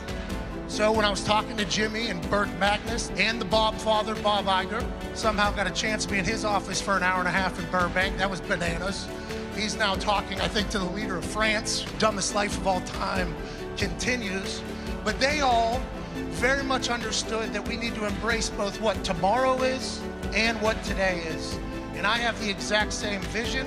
Then Joe Buck, Troy Aikman come walking in. I'm very thankful to announce that we'll be on ESPN, ESPN Plus, the ESPN app, and for the first time, I do believe in all of sports media, we'll be live on ESPN's YouTube at the exact same time. Jimmy, Burke, Bob understood that 98% of male Gen Zers use YouTube on a daily basis. So being live there and on ESPN, we should be able to reach the entire world, hopefully, if I don't fuck it up, which I might have just did by saying the F word in this room right here. You met the real DeMar Hamlin, not Michael B. Jordan. Are you sure? Not the actor, not the clone. How's the upfronts? He is in Disney movies. Because clones look exactly the same as real people. That's the actual clone type. It is an incredibly special time for me. This is my first time out of my house in 2 weeks. My wife and I actually, boom, first baby. She just started farting 2 days ago. Real deal. That was a game changer. But my wife, my baby, my guys, and everybody that I know are honored to be a part of the ESPN family, and we hope that we'll be able to work with all of you. Cheers, and have an incredible day. Good, man. How you doing? You good? Don't keep running the world, though. Hey, no, that's you, dude. That's you. That's you. Trip to New York, I think, was a success. The upfront was hilarious. I had no idea that room was going to be that big. This is awesome, isn't it? That was the most suits I've ever seen in my entire life. We're pumped to join the family, and I am very grateful that they're going to let us do it our way. And I said, fuck it, at Disney upfront. So. This would be a pretty legendary thing later in life. You'll probably look at it and say, wow, that was a pretty good decision. All right, the next chapter begins. Ain't that right, Mickey? Hell yeah.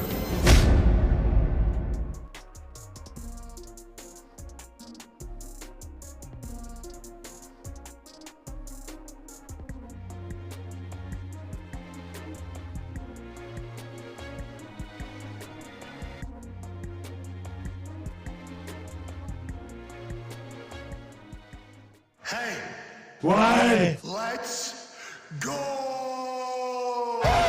This show fucking stinks. And the fact that you listen, we are very, very thankful for it. AJ, never cease to amaze me with your toxicity, pal. You got a couple of these? God damn it! What the fuck are you doing?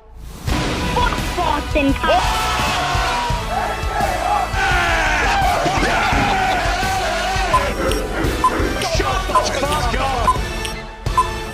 Hello, beautiful people.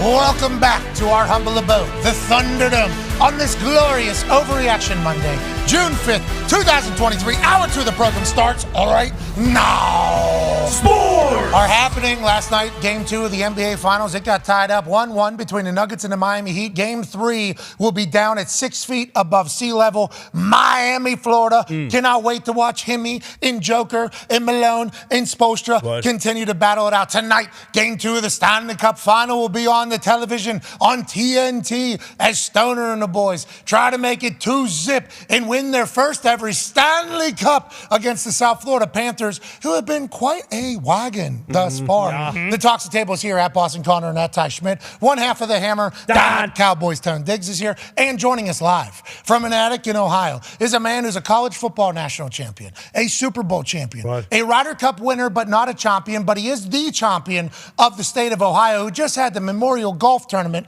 about 4 minutes from his house. The only reason why we know that is because his house has been used as an Airbnb from some big-time golfers. Huge. This man was the number 5 overall pick. He's been rich forever. Old CBA. Ladies and gentlemen, father of 10, COVID survivor, AJ Hawk. Hell yeah, AJ. How you doing, pal? Doing great. I'm sorry to hear about your guys' little lungs hurting because there's some fires going on. We don't have that in Ohio that I know of. No, yeah, I think you are a part of it as well, and our lungs are just fine. Thanks for asking. Yeah. I hope everybody over there is okay too. Yeah, we're doing great. We weren't worried about it, I guess. Except the horses. Oh, okay. Listen, we got some others. There's some other stuff that happened in Ohio that I think the air quality was already doing pretty terrible. Oh yeah, the train derailment. I forgot about that. Did you hear the train while Jordan Spieth was over a putt? No. It was awesome. It was like one of the most Midwestern Ohio things that could happen this weekend. Jordan Spieth over a putt, literally, and then right before he's about to, and he goes, Jesus, and he actually stands up, get a little bit of a pop, from the crowd, and then he gets back over top of it. I don't remember if it was Friday or Saturday, but Ohio was an incredible host. Did you see how deep it was on the 18th green whenever Victor Hovland got that win? There was humans everywhere. Is it like that every single year in Dublin, Ohio? Is that where it is? Yeah, it's in Dublin. I don't know the exact numbers like compared to other years, but yeah, I was watching when the leaders teed off on Sunday. It was like 10 deep. I mean, this is normally, I don't know, like usually Tiger obviously has giant, massive galleries that follow him around. But yeah, there was a ton of people, and yeah, it was first time it didn't downpour and have to really delay too much. Usually there's always some kind of like issues with thunderstorms and stuff. Yeah, because we're in spring, and 4-season climates potentially are tough to predict. I mean, that is certainly something that could take place May, June. But it's just viewed as like, hey, let's go get fucked up at a golf course in Ohio. Is that kind of how it's viewed? Because I saw about 30 of the same dudes. Oh, yeah. They had these polos on, Yep. And every single one of them was holding some sort of beer or whatever. And I'm like, that seems like a great event. Is that what it's kind of marketed as? Yeah, I mean, that's what it is. One big party. I had no idea. And then I went when I was in college. And I'm like, this is amazing. We went and I was there 10 hours and didn't watch one shot of live golf. I saw some golf from like the garages of the houses. That's the thing. You see all the people there, but a lot of those people that live on or around the course have these big parties and you can stop by or whatever. Like that's where there's even probably the same amount of people are back off in those yards and in people's houses. So I wonder if, whenever, when we were growing up, there were some families, not mine, they would ring a bell when everybody was outside, and he'd be like, hey, get your ass back home. Right. Okay, that was kind of, now granted, Sally and Tim say you can go do whatever you got to do. You have to be at school the next morning, though. So I kind of learned, the pros and cons of different night activities and everything like that. Is it like that at the tournament, though? Like, hey, tournament's about to end. Ring the bell. Everybody out of the fucking houses. Need you guys to come show face around the green, okay? And it was vast. Great scene there. Will it ever become a major? No. Would it ever host a major?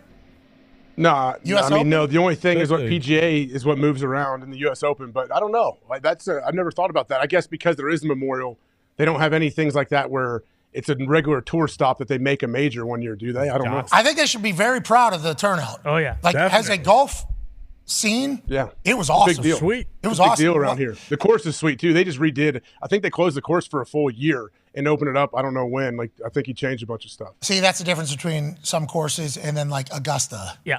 Augusta built like 4 new holes in like 90 days or something. Right. They were able to just flip it, put some trees in there. Obviously, some of them did not survive deep enough. the last tournament, but that is like normal golf course stuff. Like, all right, we're going to shut this down for a year. We're going to change this thing. In Augusta, somehow, allegedly, they just... Well, they're never open. They just basically host the tournament. They're only open for certain parts of the year. They got to figure it out. That's a good racket. Yep. They got it figured. And so does Muirfield, apparently, because that was a great tournament. I enjoyed watching it. Congrats to Victor Hovland. He'll be joining us on Wednesday. Did he stay at your house? He did not, but he's here, caddying for his buddy on the U.S. Open qualifier. I know that. Literally, day after winning it is caddying for a friend. What a guy. I mean, how do you celebrate? Well, 36 holes. 36 holes, too, man. One day. To qualify. That's the one that, two different courses. You got to go 2 different courses. One on full swing, Yeah. Yeah, Joel Damon. Did a couple Yeah, White Claw City. Changed it I up. got to go 5 under on his second 18 here. Let me go ahead and have a couple White Claws. What? Gets himself into a fucking major. Was Memorial last year? Was this last year or like 6 years ago when the fucking cicadas were just everywhere? I think last year. It happens like how many years did it 20 happen? years. It happened. When I was in college, I remember it happening because I loud remember as slags fuck. and guys eating them. What? Excuse me? Yeah. We used to, we paid like, hey, I bet you $10 you won't eat one. Schlags had like 15 of them back in college. All right, how much? I need a new pair of work boots, actually. Who all wants to get in this? $50. I didn't have one. 20 a cicada. $50. All right. Well, what will you give me? 10? All right. I'll do 10. All right. I need 15 of you. I need $150 tonight. Yeah.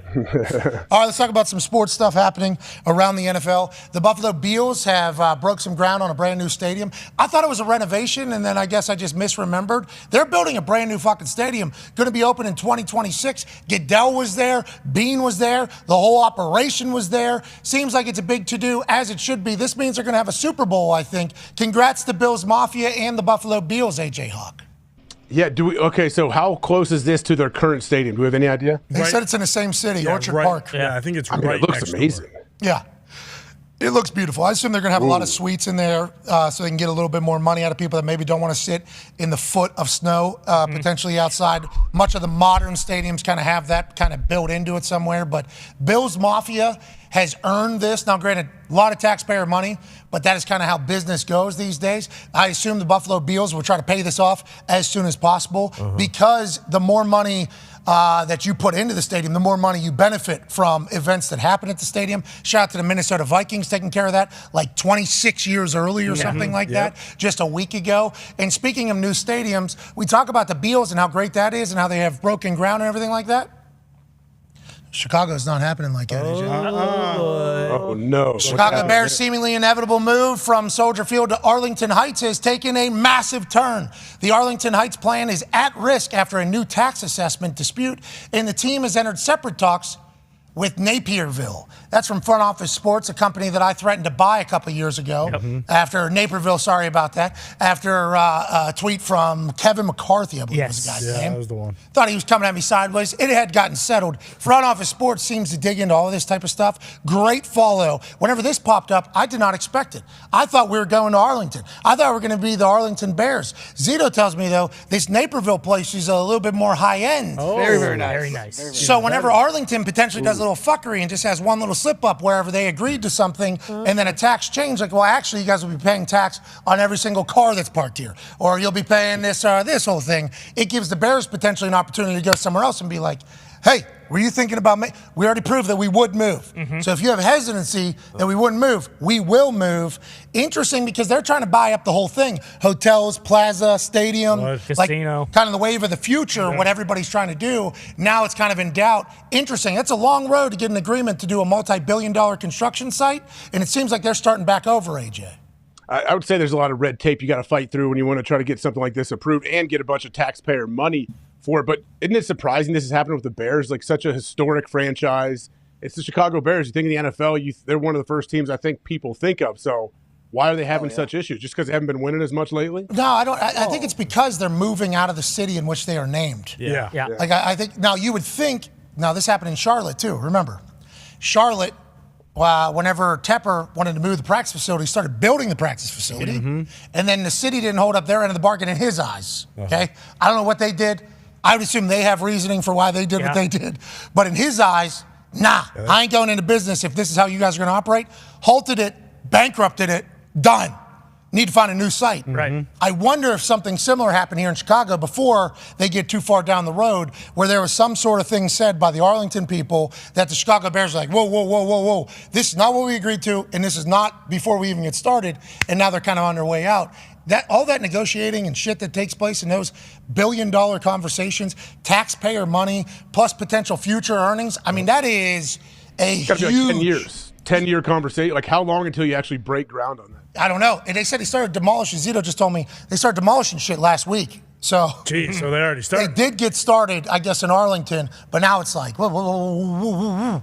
What's going to happen to Soldier Field, though, if this new thing happens? Chicago Fire. Kanye. Yeah, parking lot. Chicago Fire. For real, they're going to keep it up there and just do whatever? I would assume, right? They should. That's a massive venue. T-Swift was just there last Yeah, weekend. they just use it for concerts. Yeah, right on the water, too. Yeah. It's like beautiful. Bunch of hotels around there still. Probably open it up a little bit. You don't need all the seats. Yeah, maybe. Probably open it up a little bit, get a nice view. Here we go. That's what they want to do, get less seats in there. Yeah, exactly. Right. And spend more money making it and making the changes. This seemingly happens, though, where a town and a program come into an understanding, and then because you got politics involved, I would assume, with taxes and stuff. Yeah, it has to be. All you need is, one person takes a stand and be like, no, actually, we're doing it this way. And then, oh, really? Is that right? Okay. Shut it down. I don't give a fuck. We're going to nature. That's seemingly what the NFL teams say. Is that right? Oh, okay. Okay. Good luck. Yeah. We're out of here. We'll find somewhere else. We're going to go 30 minutes down the road. You know that place that has all the people with money already and everything all right? We're going to go right down there. And they are actually going to let us do that. We'll go then. You already started demolishing it last week. Okay. We will. See ya. That's wild that takes place, doesn't it? I mean, that's wild. All the owners, though. Think of the owners. Every owner that has like, I don't know how many you could say has like a Patriots Place type thing where you have your stadium and then they own everything around it, like what Green Bay has done over the years. Every owner that doesn't have that, they're just thinking every single day, what do I have to do to build my like Patriot Place so I can bring in all my Jerry World, bro. 1.1 billion is his yearly income or something like that. Now, that's obviously gross. I don't think that's net, but that leads all professional sports. I think it's 1.1 billion yearly gross income, I would assume, is what it is. I think, yeah. It was either that or over 3 years. I'll look it up. Well, but no, I think it was, because the other one was like 626 was like in second place. Yeah, and we know how much they make per home game in revenue. 80 or 70? Yeah, 75 million or something. Then the next is Patriots, but still. Let alone all the other shit that they own, though, around Jerry World and all the other stores. It's like there's some people that are really profiting off of this whole NFL thing, and then there's people that are truly profiting. There's a lot of money to be made in the NFL. Like the Colts here, they rent the stadium from the city. I don't know what it is. I think it's like $250,000. Okay. Great deal. That is a pretty good deal. That is. I don't know if that's an accurate number. I guess I should look into it more. But that number has been floated a couple times in conversations I've been in. They rent the stadium from the city. So what you lose is obviously the ability to weaponize the stadium and weaponize anything at all times to turn a profit and make your business bigger. But obviously he doesn't lose out on any money having to invest and build anything anybody else. When you got Jerry and Kraft and now the Vikings, I assume the Buffalo Bills are going to be trying to do the same thing. They're going to be taking their businesses to just whole other levels. Completely different level. It's like Green Bay, right? We went through Green Bay's numbers because they're publicly owned, so they have to open their books. And those books, you know, can certainly be framed in different ways. The real estate department of the Green Bay Packers book was like $200 million a year or something like that. Investment. And that's all the buildings around Lambeau that they use, whether it's the fucking slide, the bars, the museum, the hotel, everything they own. It's like $200 million they're just getting on the side just from having the land around Green Bay. It's like, that's smart business. That's what every NFL team is going to be trying to do. Well, and at this point, too, like how hard is it going to be for a lot of it seems like there's not a lot of spaces left in these big cities or like areas around it where there's that much undeveloped land where you can just go build like a massive complex that houses a stadium and a bunch of hotels and retail and a casino. Like, it seems like that's getting harder and harder, too. You got to move out of the city. That's why fans are pissed, because you have to move out of the city and go out to the suburbs to get all that space. Right. You got to go out to Naperville. Not too far. I get it. But even so, though, like a lot of those places in big cities, like the suburbs are exploding, too. I mean, Zito, how far is Naperville closer than Arlington to Chicago? I would say, it's like, so Naperville's more just straight west, southwest, and then Arlington's like northwest. Got it. How far is Arlington from Naperville? I would say like 20, 30 Chicago. minutes. There's traffic, Either but 5 minutes or 2 hours. Yeah. That's Chicago. That place. Wasn't Elon going to build a thing? Yeah, he built the. But it was to the airport though. There's good business, by the way, by Elon. I'll build it all. I'll build it all. Yeah, you guys don't have to pay anything. I get every single dollar though, forever in perpetuity that is spent on any ticket that goes. And the mayor's like, absolutely, you take care of our traffic issue. Do what you got to do. And Elon's like, cool, I'm going to buy Twitter. It's going to immediately cut in half, and then it's going to go down even more, another 17%. It's going to be 1/3 the value, but I know tickets coming out of Chicago, out of my little underground lair, just going to make up for that. Even out. How we doing? And then PayPal's there as well. And then we got space. Still going to space. Tesla. We got PayPal. We just got money everywhere. Yeah, we're okay. And then we're going to do interviews with presidential candidates. And piss off the whole world. Yeah. And, retweet stuff. And Dude, and retweet. Twitter space. Dude, Elon is a wild anomaly. Yes. Like, right? Oh, yeah. Does whatever he wants. Kind of has an outlaw spirit. A little bit. Not even kinda. Definitely has an outlaw spirit. That's why he has 10 kids. Or he has 9 kids now, I think, right? Well, we heard there's a little why you would have 10 kids. instead of any number lower than that. Allegedly, you don't have to pay child support if you have 10 kids. We're all trying to figure out how the Nick Cannon situation works and why and how. Allegedly, it was reported on the internet that if you have 10 children, you don't have to pay child support anymore. No way. I was going to say, I don't know if I buy that. Doesn't make much sense. The internet report. But Elon has 9 of them? I did not know that was the case. I think maybe. I don't know one. for sure. He's got a lot. I thought you just had XCI for. No, he had like 3 or 4 with his first wife. Yeah, and then he married her again, I think. And I don't know if they had more. And then he has I don't know how many in the last 5 years. His dad just had a kid. Jeez. Yeah, well, Al Pacino just knocked up a gal. What do you mean? And Robert De Niro, right? Yeah, did too, yeah. What's going on? I have a kid right now, a baby.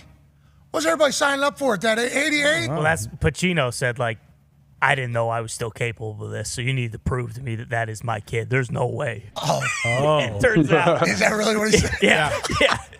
He was blindsided. Alpa. Did you know? I was told 50, 40, 83. He's really torn, though. He had to be torn like, man, I still got it, though. All right. Okay. Yeah, pretty sweet. Listen, don't really want to do the night hours. Yeah. Right? But also, still kind of got my fastball. Yeah. Pumped about it. Joining us now is a man who had his fastball, and then he lost it at SummerSlam in Nashville, Tennessee. Goddamn right.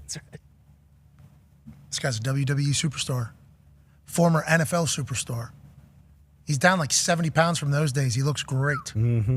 And last week, he just showed his face on NXT and just ruined somebody's day. Mm-hmm. Seems like he loves doing that, except for whenever he's at Big Slick in Kansas City, which raised $3.5 million to, I believe, Mercy's Children's Hospital in Kansas City, where every human that is associated with Kansas City attended, this man being one of them, WWE superstar Baron Corbin.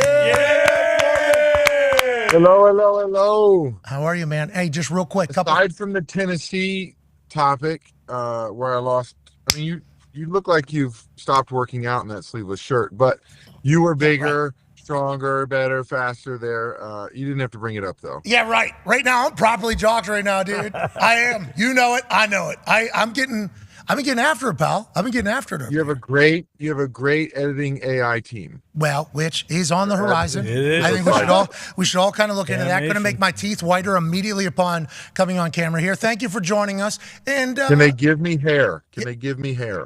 All right, so let's dive into it. When are you growing that shit back that you had at the beginning of your double? Why? Come on. Father Time got me, dude. Nah, you still got the Hulk Hogan. Yeah, you can still do the Hulk Hogan. It's not a good look. It's not a good look for me. Well, are we trying to look good, or are we trying to come on? Look sweet. Are we trying to be too sweet? Are we trying to look good? What are we trying to do? All right, let's dive in. You're a good human. You're doing great cooking stuff, and also completely defeated to me in wrestling. Mm-hmm. No big deal. This weekend, Big Slick in Kansas City. It seems like it's the greatest charity event of all time. How many years have you been going, and how did you get involved? So this is my second year in a row. I was supposed to start the year that COVID hit, so it got canceled. But so I'm 2 years in now, and couldn't even raise money for kids' hospitals. Yeah. Man. Yes, Children's Mercy Hospital. It's absolutely amazing. Eric Stone Street from Modern Family. Him and I became friends. Yes. And he invited me to play since I'm from Kansas City, and that's where the cause is. Children's Mercy Hospital is based in Kansas City.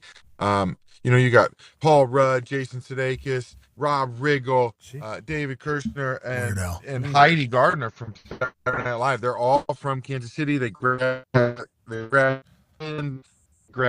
co-hosts from movies, from music, all of those things, and bring them all to Kansas City. And we spend 3 days raising money. Yeah, well, it's awesome. It is 3 straight days. It's better than your service currently, but you do look very cool in that car. Weird Al Yankovic also there. Show him no love. Show Weird Al Yankovic no love. I didn't know he was still alive. I saw him in one of your stories. I'm like, holy shit. That's Weird Al Yankovic. But everybody seemingly has a tie to Kansas City. Eric Stone Street got gunned out by Patrick Mahomes behind his back. Were you there for that? Big Sports Center. Is that the greatest play in the history of the Big Slick softball game? Without a doubt. Boom. Nice. Without a doubt, because a few people just fell down and run into first base. So when you have an athlete like Mahomes out there, it's and it seemed like the blue team was stacked. If you saw me at home plate trying to tag him out, I could have got him. Didn't want to risk injury. Hold on, though. Does he do that every single time a ball's near him? Because there's a lot of chance for Mahomes to miss that. Big time. And look bad. There's a lot of people in that stadium. How many people in that stadium? Quite a few, a lot, because we're playing right before the Royals take the field. Oh, shit. Smart. Holy shit! What an event over there. Go ahead, AJ. What makes Kansas City so special? I know I've been there a few times and I love it, but all those you named, all those actors and everybody, is it just because the Chiefs are so good right now that we see everybody from Kansas City, or is obviously there's a lot more? You guys have a lot of pride. I mean, I just think the guys who started it, Paul Rudd, one of the biggest, stars right now in the world, and Jason Sudeikis with his show and all of those things, they bring a lot of eyes to anything they do. They've been doing this since 2010. It started as a poker tournament. This year, we've raised total over $21 million. The 100% goes to Children's Mercy Hospital for pediatric cancer, pediatric care, and all of these things. And it's just become such an event that I think it's getting national eyes now. Hell yeah. And you put a little camera on what seemingly was a basement between two of the biggest stars on the world, Ted Lasso and Will, getting after it here in The Shallow. Is this what the whole weekend's like? Just fucked up singing songs together? Hell yeah. It is. It is. I mean, everybody that comes in as a part of this is unbelievably cool from top to bottom. And there's guys that have been coming back for every single year, which is crazy because like Weird Al was in the first one. Everybody is just so fun and they have no ego. It's just a great thing. And then you get, a little tequila, whiskey going and an after party. And you got some real talent out there in karaoke. What were those sunglasses you were wearing? What was that all about? I saw you wearing sunglasses. It's a Kansas City local company. They gave us all a pair of sunglasses and I actually loved them. You I look wear them everywhere now. Hey, you look super cool. I try. I got to keep up with you, Well, I don't know if you're going to be able to with what I got going on. I can just wear jean shorts, a black tank top, and a chain. Boom. Yeah, that's a good idea. Looks like you got to figure it out. How big are you again? You're a tall dude, big guy. I'm 6'6", 6'7" on a good day. So I beat a 6'7" guy. You know what I mean? No big deal. We don't have to keep bringing that up. Well, I do, because honestly, you're an impressive individual. You know what I mean? NFL guy. Yeah. WWE superstar for a long time. How long you been WWE now? July will be 11 years. Holy, hey! 11 years. Come on. Damn. Come on, Football Tom, they used to say. Football Tom. That was my name walking in the door. And now you're fucking Baron Corbin. What are you going down to NXT for, ruining that kid's life? What, the guy was just chilling, having a good time. You come out of nowhere. How'd you even get in there? Where was security? Well, I'm a free agent now, so technically I can go to any show I want. And I just, the kid's a new champ. I really wanted to welcome him properly. Smart. All right. Well, don't be rude to this guy. He's got a promising future. Yeah. That's what I'm good at doing, though. You are. You love it, huh? You enjoy the hell out of your Yeah. I do. I love irritating people to no end. Supposed to do it, you think? Put on this earth to do it? Yeah. Oh, yeah. Most definitely. If I got 11 years out of it, most definitely. Nah. There's people that stick around things that they're miserable at, they hate at. Absolutely. You know what I mean? Seems like you genuinely enjoy it still. Oh, absolutely. I love it. I love the hardest parts, just leaving home, leaving the babies, leaving the family. But then once you get into those arenas, it makes it all worth it. How about you cooking? You started some shit. Who's killing him? Oh, yeah. Yeah, some viral TikTok chef. Reaction. Chef reaction. That guy's awesome. Now. So hit him with a frying pan. You better watch it, though. It feels like Chef Reaction caught fastball. Yeah. Feels like he's got a little. He doesn't like you. Why didn't he like you? He had some heat. I don't know. I think he's just probably angry I'm a better chef than he is, and that's his career. Ooh! Look out. Sorry about it. Never fun. Yeah, it's like I'm still bitter at you. This is my career. You came in, you beat me. I'm still angry. I feel like that's him. He's like, hey, man, this guy's not really a chef, but he can outcook me, so I'm angry. Yeah, but how much fun is it to be like in my position with you and in your position with him? It's a good time. It's a blast. We're living the high life right now, right? Right. Crossover is amazing. Yeah, you're the best. All right, have a good one. Enjoy your day. Thank you for raising money for the kids. I will. Next year, we got to get you out to join in. To what? To the Big Slick. I'm not a big enough name for Big Slick. I'm from Pittsburgh, Indianapolis. 3 days, too. I'm sure you can bring an amazing prize with you for the auction, the live auction. He'd get thrown up. It gets real wild in there watching people compete. Paul Rudd auctioned off 2 tickets to walk the red carpet with him for the new Ghostbusters movie. Oh, how much it go? Went for $55,000. Then he doubled it. Somebody else paid $55,000. Then he tripled it, and it went again So he raised $165,000 like nothing. Wow! And he's walking with 6 people at the Ghostbusters he's never met before. Hell yeah! I think they're cooking grilled cheeses after the party. So who knows? Well, that could be you or Chef Reaction. Yeah. Wow. Against each other. Wow. You could do dinner with AJ Hawk for $200,000. Oh my God. Yeah. Sure. That's a monster. Alone. Yes. One-on-one. One-on-one. Private room. At AJ's house. Nobody else there. Nope. In that attic, maybe. Yeah. Just them two. He's not going to wear a shirt. Yeah, shirtless. Yeah. His bedroom. Do you want to help the kids or not in Kansas City, AJ? Yeah. Fair question. Yeah, I do. I want to help the kids. Ladies and gentlemen, WWE superstar Baron Corbin. Yeah, Corbin! So we have just been told that we have Big Perk at 150. Oh. He got into a little bit with JJ Redick this morning. Yes, he did. You remember, they did get into it over race Yep. That's right. a couple weeks back. You remember that, AJ? Yeah, I didn't see what happened this morning, but I definitely remember what happened 2-3 weeks ago. Yeah, 2-3. I think that's still kind of lingering. He was drifting I off. think it's kind of lingering in there. This morning he had some tired eyes, and they were saying, hey, Big Perk, if you're going to fall asleep on here, just don't come on. Who said that? I believe that's what the conversation was this Yeah, morning. JJ had a solo shot, and then Big Perk didn't like what he was saying, so he was kind of huffing and puffing, and then JJ stopped and said, hey, you got sleep apnea, Big Perk. Yeah. And then Stephen A came in and was like, hey, this is disrespectful. And then they both double-teamed on Big Perk, and then he had to defend himself. Yeah. Wow. It was I awesome. Fire on Perk. Full-blown knife and back. Jeez Louise. Perk loved it. Perk had to love it. You know, he loves that. Yeah, that's TV. You know what I mean? We're just doing the sports media. don't care. Going to talk to Perk, though, about, because for 3/4 of that game last night, I'm thinking to myself, this Joker guy, why have we not? I am pissed that I have not known of this guy's greatness. That should be face of And then the as soon as I say that, obviously, people say he won an MVP twice. It's like, I didn't look into it more than that, though. Okay? Shove that guy on television so I have to see him.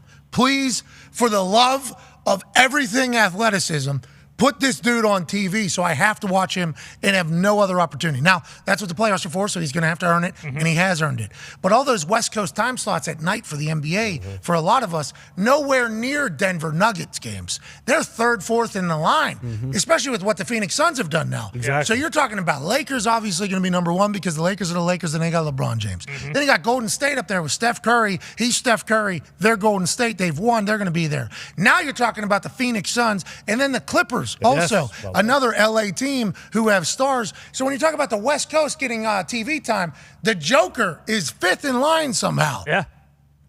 Getting to watch him has been a treat.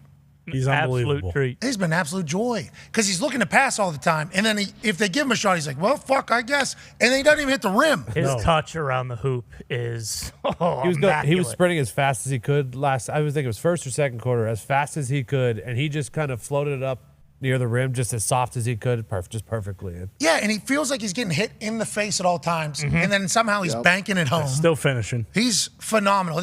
I said Joker's must-watch television. A lot of people say he's flopping all over the place. Yeah, people. He's flopping all over the place. It's Everybody is. This guy's 6'11" though. Like flopping hurts. Like he fell last night.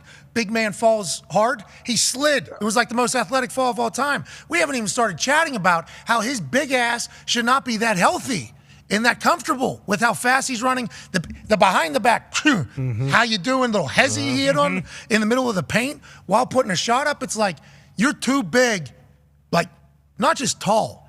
You are too grand. Yes. He's got a fat ass. I mean, we're talking like he's a thick, heavy. Wide. He's a heavy 6'11", and he's moving all over the place. He's awesome to watch. And the Miami Heat said, we don't care. We're going to fucking steal this game in Denver and kind of make us the talking point, which I respect. But I want to know from Perk, from the NBA world, how come I haven't seen this big fucking Serbian on TV enough to know that he is must-watch television until this playoffs run? Yeah, it's ridiculous, especially because he has one of those two MVPs, and I guess those other teams you name, they might be, bigger markets, but he's so entertaining. It's almost like, hey, this might get people to watch more basketball. But the conversation you just mentioned about him flopping all over and how the refs, are calling the game one side, that just has to stop. It does. Not only is it like, hey, sometimes it happens to both teams, but me and you, when we went to see the Clippers and the Suns, you don't really pick up how physical the game is on TV. And so you might think Joker's just flopping around, flailing all over the place, but they're like bodying each other beneath the net and up and down the court. We got to see that. Yes, and like it doesn't transfer to the TV the way it does when you're in person. Big It really bodies hitting each other. Yeah. Always going to be a collision. Big bodies. We all saw LeBron. Yeah. With his broken foot. Bingo. From the middle of the court to guys drink front row. That's right. To Towel trying to wave in face earlier to intimidate. Yep. Now, go ahead and wipe yourself off. Mm-hmm. What a time basketball is. They're in the middle of a good time right now. I feel like these teams, the Heat and the Nuggets, are good for the NBA. And I feel like the Heat probably heard a lot of the overreaction after game one, in terms of this is fucking over. Joker's just going to steamroll these guys. They're going to get swept. Yeah, exactly. And it's like you got a team that's already got this big of a chip on their shoulder. I'm sure that stuff probably made its way back to the locker room. And, Coach Spo, he's got the boys, firing on all cylinders. I absolutely love what the NBA is doing. Thank you for it. It's fantastic. Because that was a blowout, and then it ends up as a 3-point game. The first game was a blowout, then it ends up at 11 or whatever. Yeah. Yep. There was a time last night where I was thinking, Miami Heat are about to beat the Denver Nuggets by 12. Yeah. Mm-hmm. And then, they would cover that 9-point spread that everybody was thinking was so big, so disrespectful. And then all of a sudden, Jamal Murray just starts knocking down threes. Yep. Yeah. And everything changes like that. Shout out to the NBA. And shout out to Perk joining us in about 10 minutes. I don't know what the interaction's been, but I personally think Van Gundy's been very, very funny this series. Yeah, he seems to not really have time for the shits. He doesn't. No. He does not have time for there the was a loose ball in the game one, and everyone was giving him credit for the guy for diving on the ball, and Van Gundy comes in and goes, or he could have just picked it up and laid it in, because that was an option too. Let's go to the 5-hour energy phone lines. Yeah, I think I seen there was some conversation about the coverage. Yeah. A little bit. About the coverage. Really? 'Cause, anytime you're splitting ESPN and TNT, Yeah. naturally going to be a hey. Yeah. Mm-hmm. You're talking about one show that has all of the Yeah, their Emmys. Their pregame show is unbelievable. All of them. They have all the Emmys. And then I think Beane and for the broadcast call, they're the ones that win that Emmy. Yeah, Beane is. He's awesome. Yeah, he's top notch. Yeah, love Beane. He looks super cool, too. Mm-hmm. They did an on-court shot to start the entire game yesterday. He had the sweet glasses on, this good suit. Yeah. Flawlessly open intro right to Mark Jackson. Mm-hmm. Not a flub. Not one single flub. Fucking flub. And it was loud. He couldn't hear himself talking. I know he couldn't hear himself in there because it was literally as they were introducing people. So the crowd, which has been phenomenal over there, crushing it, very loud. So he can't hear himself speak, has no clue where he's going, sends it to Mark, no flub at all. It's that's a champion right there. Right. Bro's pro. That's a good champion on a microphone. Mm-hmm. Let's go to the 5 Energy phone line. Let's go to Colin in Wisconsin. Colin, what's going on? That's an air quality thing. Yeah, Wisconsin. Nice. Yeah, it's breezy out there. This guy's actually flying a plane right now, open wing. Yep. boys. Colin, what's going on, dude? Good. How we doing? Keep it moving, Colin. Hell yeah. Not too fast, though. Let's keep the plane afloat. Yeah, no, I just drove past my guy I'm working with, my phone connected to his truck, so he probably heard you guys talking.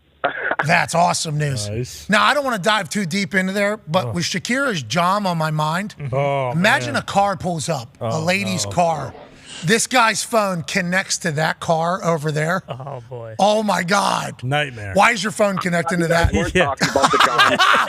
That would be awesome. That would be incredible. Okay, so I'm happy to hear that phone heard us talk. Mm-hmm. Shout out to that truck and also yours. What do you want to talk about, brother? Hey, so kind of a question for all you guys, but mainly for Ty. Just wondering if you guys are ready for the Green Bay Packers to be Super Bowl champions. Just seeing how they were up in my neck of the woods last week, boozing with the boys on Green Bay. I'm thinking that we're finding out that Jordan Love is about to be an absolute I agree, Colin. I actually asked Ty this question earlier. What are your realistic expectations at this point for the Packers? Everything I'm seeing come out of there, I'm a fucking massive fan of old Jordan Love. Yeah, I said I think they're going to win the division. Yeah, I really do. Sorry, Colin. I thought I hung up on you before that. Doesn't need any more. Appreciated your call and everything you said. But I think Jordan's doing everything that I would want him to do if I was a fan of a team and he was trying to fill in the footsteps. Seems like he's having a great time with the boys. Yep. Locker room loves him. Seemingly, there's a lot of Romeo Dobbs came out and said, now Romeo was just a rookie, so I don't think he knows what he doesn't know yet as an adult. But he came out and went to bat. Aaron Jones has come out and went to bat. Jordan, seemingly every video we're seeing, is making every single play. The way he's handling himself in press conferences is great. Gunther Kuntz's entire legacy here is relying upon this, and I think he's going to do great. Well, and I think you look at their weapons. You get another year with Christian Watson and Dobbs. Both those guys are burners. They have deep play threats, and then their backfield should be very, very good with Aaron Jones and A.J. Dillon, and their defense can't possibly be as bad as it was last year. Like, that was the reason people were saying, hey, the Packers are like a Super Bowl favorite going into the year because they've shored up the defense so much. We already know what the offense with Rodgers can do. Like, they should be able to bounce back, you'd think. I really have gone from like, this team's going to be a 5 or 6 win team just over the course of, you're right. I mean, as silly as like seeing Jordan Love throw in OTAs to like, oh shit, everyone's saying they're going to suck. They're going to be one of the worst teams in the NFL. I really do think they might win the division. AJ, what was that I seen on the internet? Bakhtiari said they're in a rebuild year. Did you see that? Yeah, he was. I don't think he was trying to say it as like, hey, this is a bad thing. Wasn't he saying this is reality? This is where we are. We don't really know what we're going to be, but let's go out and try to figure it out. Yeah, because I guess you never know how quick you can build. True. Yeah. It might take only a couple weeks. Might. Yeah. But it's not like a normal rebuild, like you break the whole roster down, right? Like a lot of you lose a ton of different people. This one, obviously, you lose the big guy, your quarterback. Yeah, I don't know. I think he's like everybody else. Hey, we don't know. Let's see. But they could absolutely use this as motivation. Like, hey, nobody gives us a chance. Everyone wrote us off once Aaron was out of here. Let's try to figure something out. We would like to let him know that although we were right in the middle of the entire conversation, obviously, and we were very lucky to hear Aaron's side of the entire breakup, we'll say, after 18 years, 17 years, however many years it's been. We have hoped that Jordan Love is a good player. The whole time. Genuinely. Yeah, from day one. What a shitty situation that dude was dropped into. Terrible. Just a terrible situation. Night you get drafted, dream come true. How you doing? Next day. Hasn't even got to enjoy it. No. You know what I mean? Hasn't even got to enjoy like being drafted in the first round, quarterback of an NFL team. Hasn't even had. All he's had to do is just kind of work, hopefully get better, and handle himself with grace and class. For sure. Through it all. Because if not only did he kind of break up Aaron and the Packers and NFC Championship, and then now where they're at, but also like he could be hated by a lot of, and it's not. I don't think it's like that at all with anybody.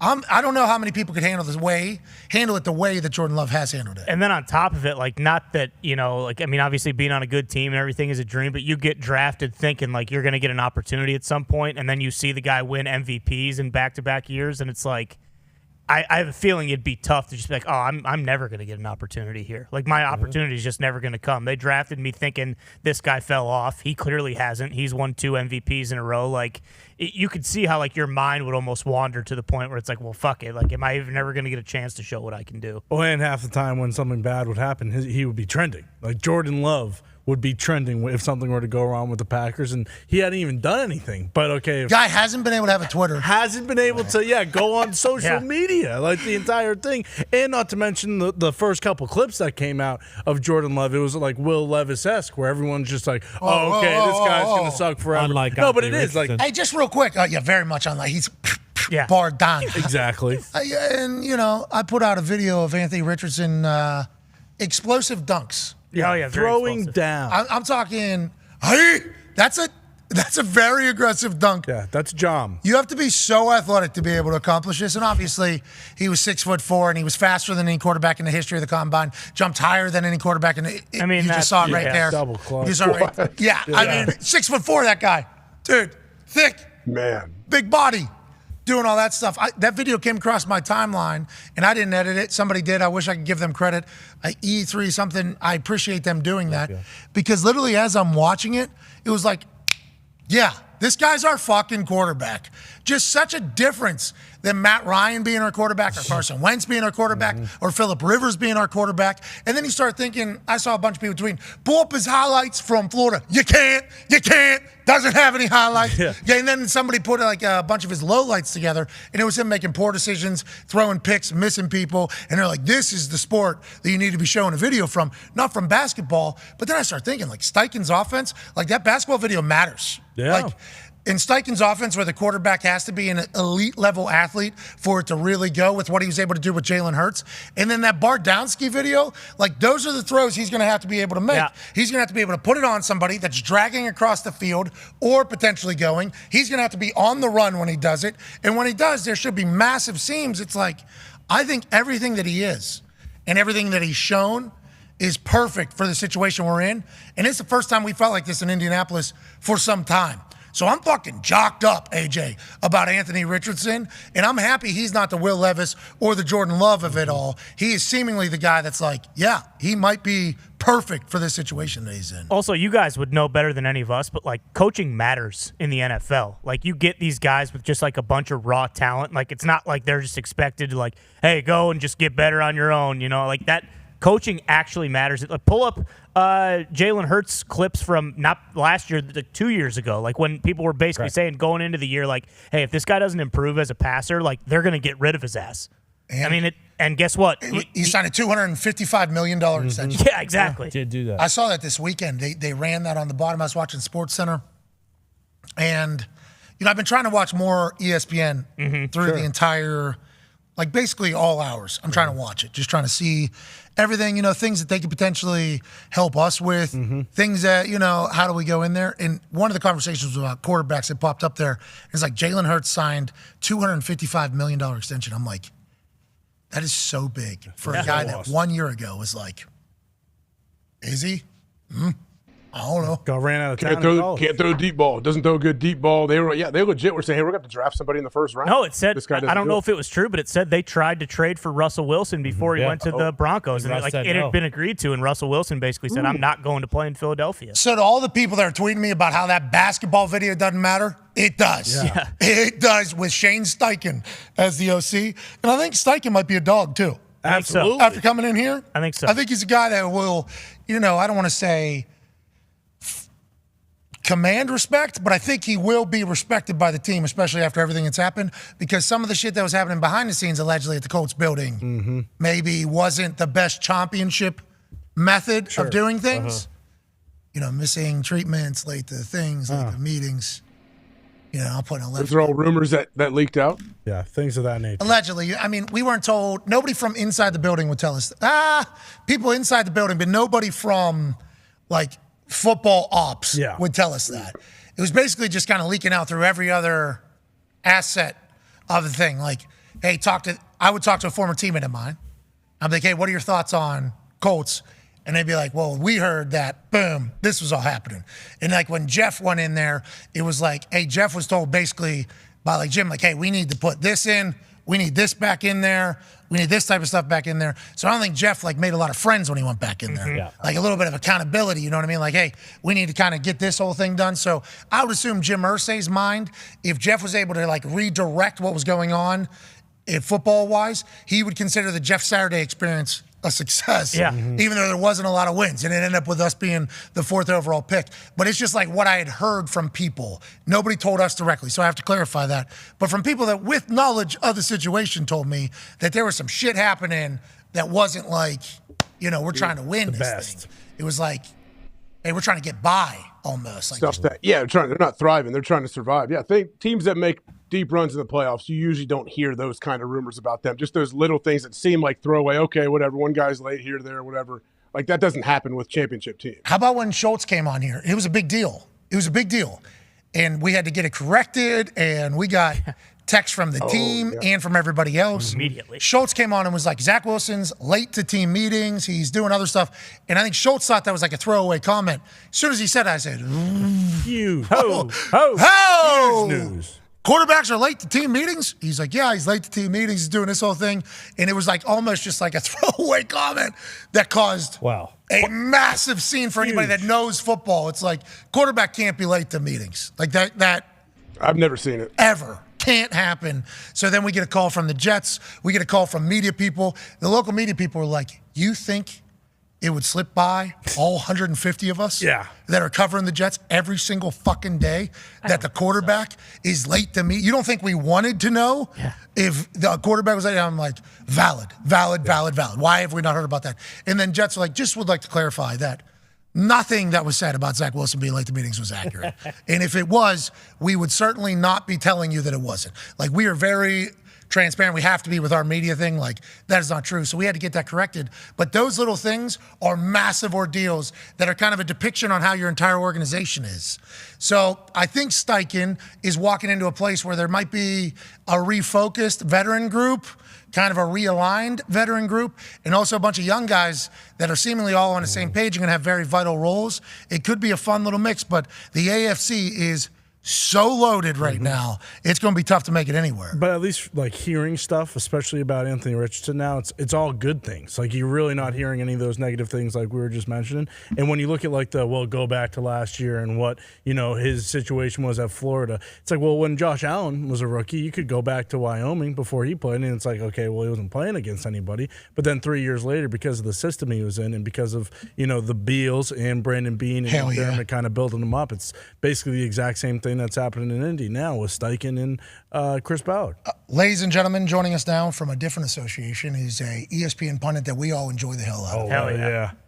He will give a incredibly insightful take, and then at the end say, carry on, which has become one of my favorite things to almost tweet every single time somebody tweets something that is completely wrong. I want to answer it, and then at the end say, carry on, but don't want to steal this dude's thing. Former first-round draft pick of the NBA, obviously NBA legend. Ladies and gentlemen, Big Perk, Kendrick Perkins.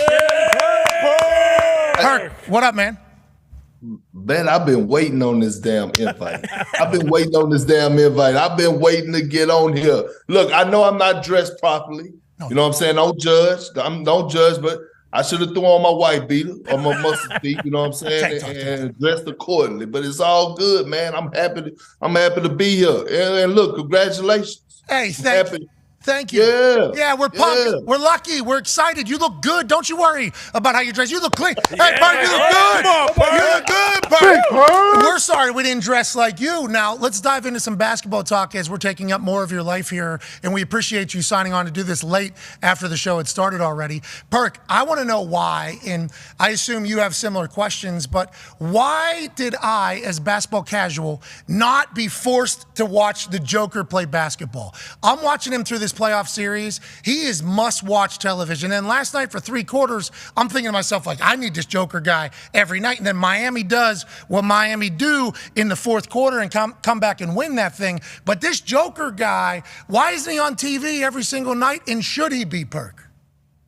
Absolutely, he should be. He is the best player in the league. He's the most skilled center to ever touch the damn basketball. Let me say that, okay? Every time he shoot, I think it's going in. I don't care the level of difficulty, 47% from the three-point line. But we are to blame. And that's us as the media, us at the network, ESPN, because we should do a better job of promoting and marketing him. And he should be on television.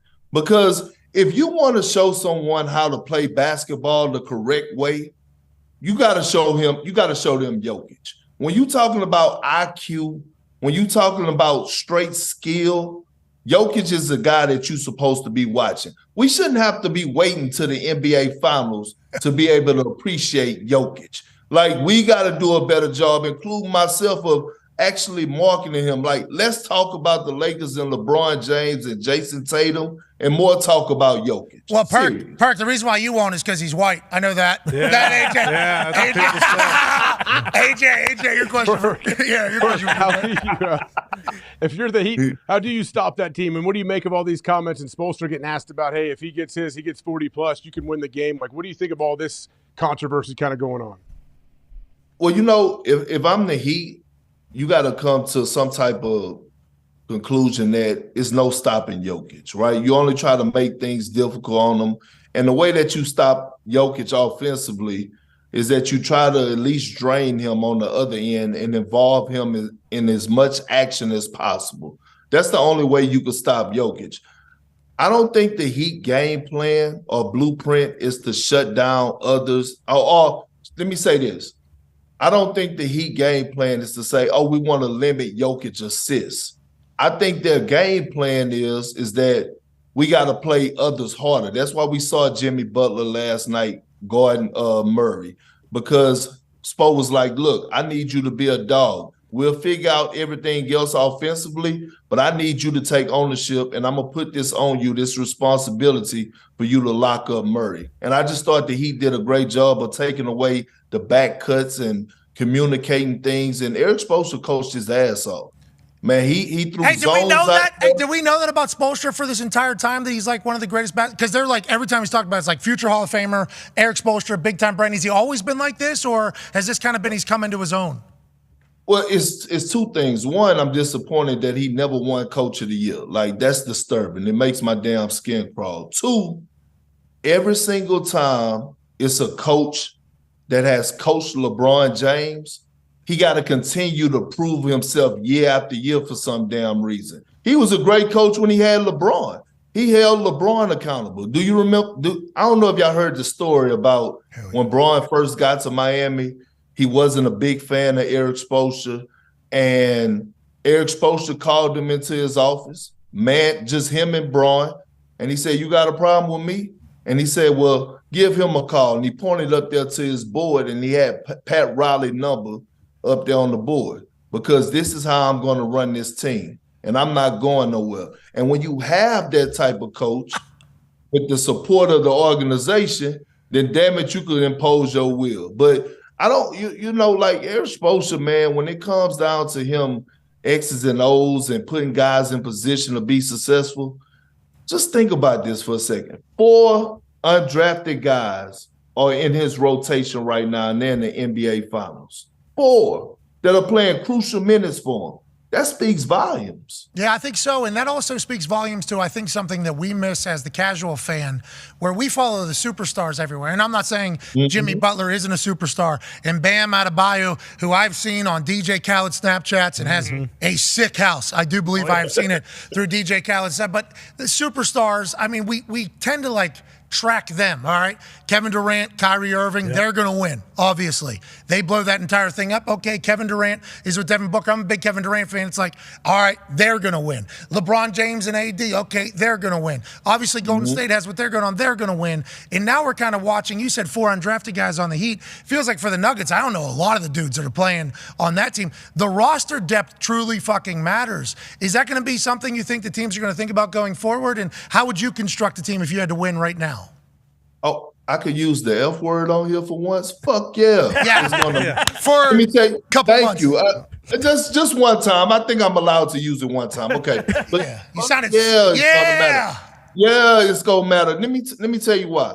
If organizations right now are not watching the Miami Heat and the Denver Nuggets and how they did things, getting it out the mud, drafting guys, building guys, putting guys around them, not superstars, but guys to complement their stars. So when I look at the Miami Heat and I look at how they do it, look at their assistant coaches on their bench. You have Quinn, Caron Butler, old school McAdoo, Malik Allen.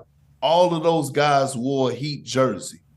All of those guys played in the Pat Riley system. So now you have that middle ground where they could relate to those players and hold them accountable, including Jimmy Butler. Okay, you look at Denver, Jokic, second round pick, right? The development process. All of a sudden, you take a guy like Bruce Brown, you sign him this offseason to a steal of a deal, and he looked like a completely different player in that system than when he looked playing alongside Kevin Durant and Kyrie Irving.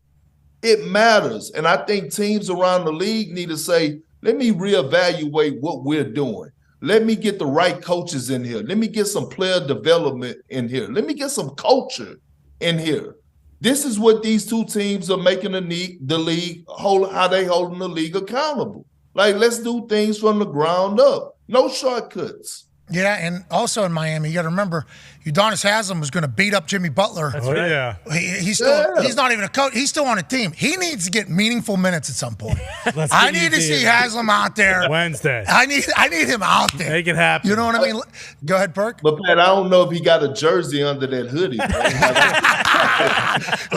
don't think he's even wearing a jersey. Hey, he does whatever the hell he wants. Yeah. Seems like he is a very vital piece of that entire culture, to your point. Last question here from Connor, Perk. Yeah, Perk, sticking with the Heat, has there ever been a turnaround on a team like this before? Obviously, they were in the play-in game, but even just going back to the regular season, they were bottom 5 in most offense categories, but yet now here they are in the finals. Was this team playing this well, or is this almost like a Spo and playoff Jimmy combination where they just take it to another level and carry the team all the way to where they are now?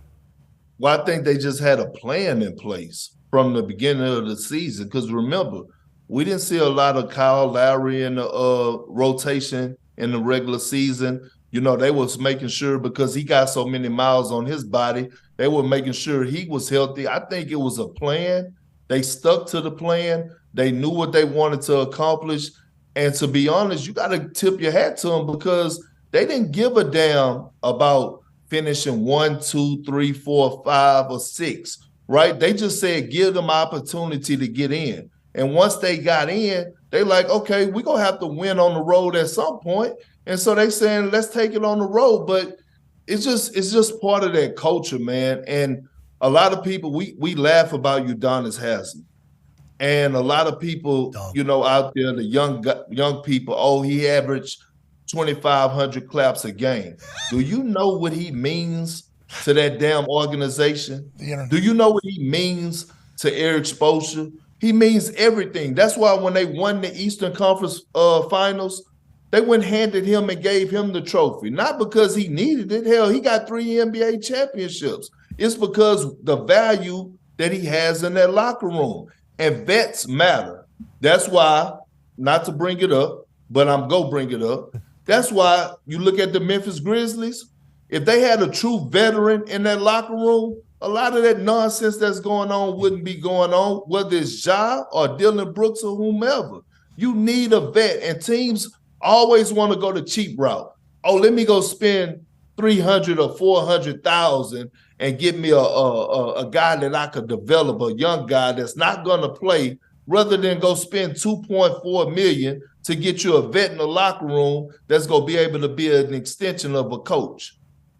Yeah, we agree. It's like that in football too, pal. Every room needs a vet. Because if you don't, you're not monitoring it, shit's going to get out of control. And the little things become big things, like in Memphis. They're saying that might be 50 games a whole season. Yeah. He's a superstar, Perk. We need that fucking guy. Like as a sports world. We do. You know? We do. But the one thing, let me tell you something. I believe Adam Silver is the best commissioner in sports. Wow. He's the one commissioner that you could actually, a player could pick up the phone and call him at any time. Okay. Like he has that relationship with players.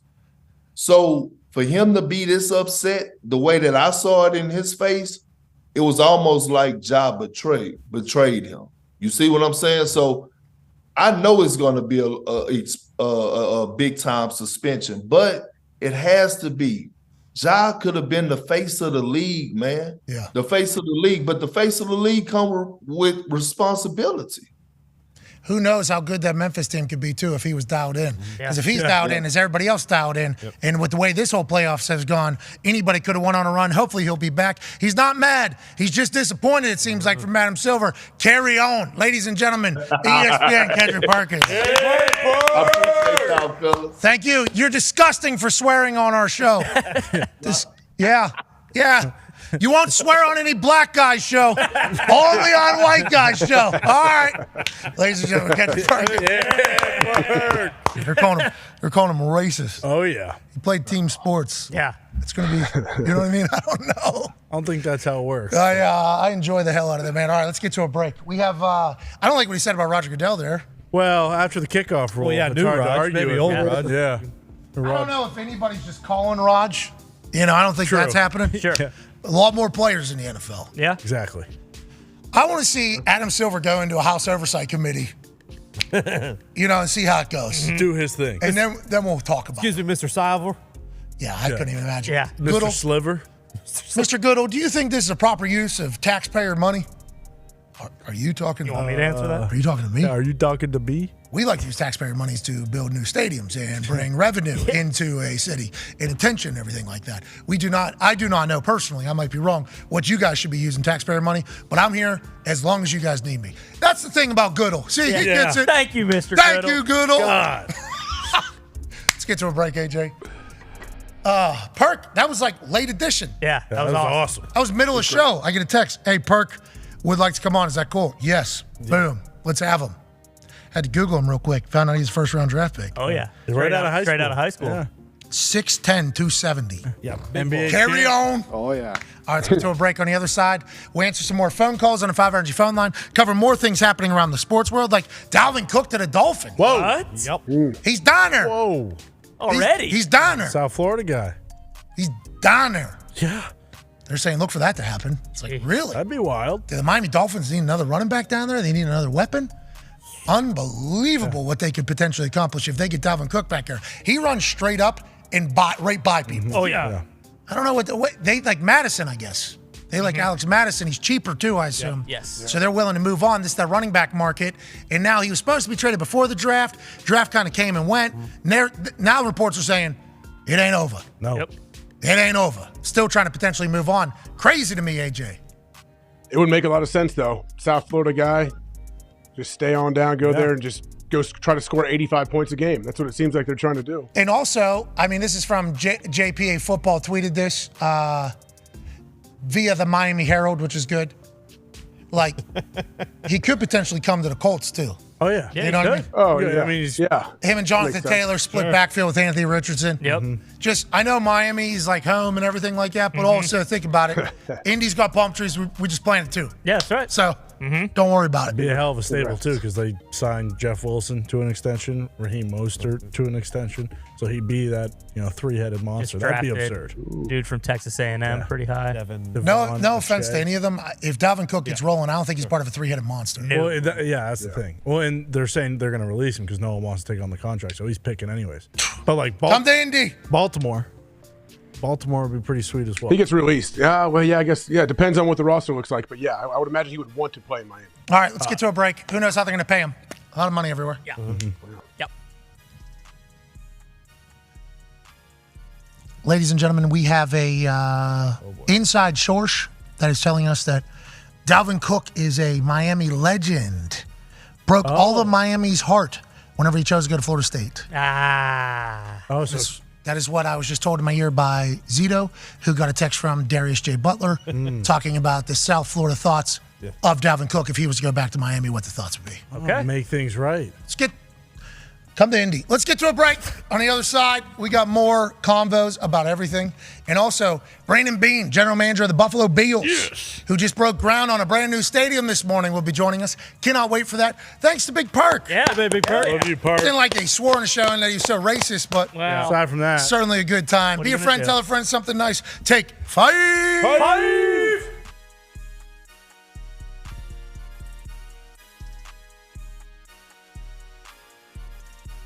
He's the new head coach of the Indianapolis Colts. Obviously, one of the magic minds behind the Philadelphia Eagles' incredible run and offense last year, Coach Shane Steichen.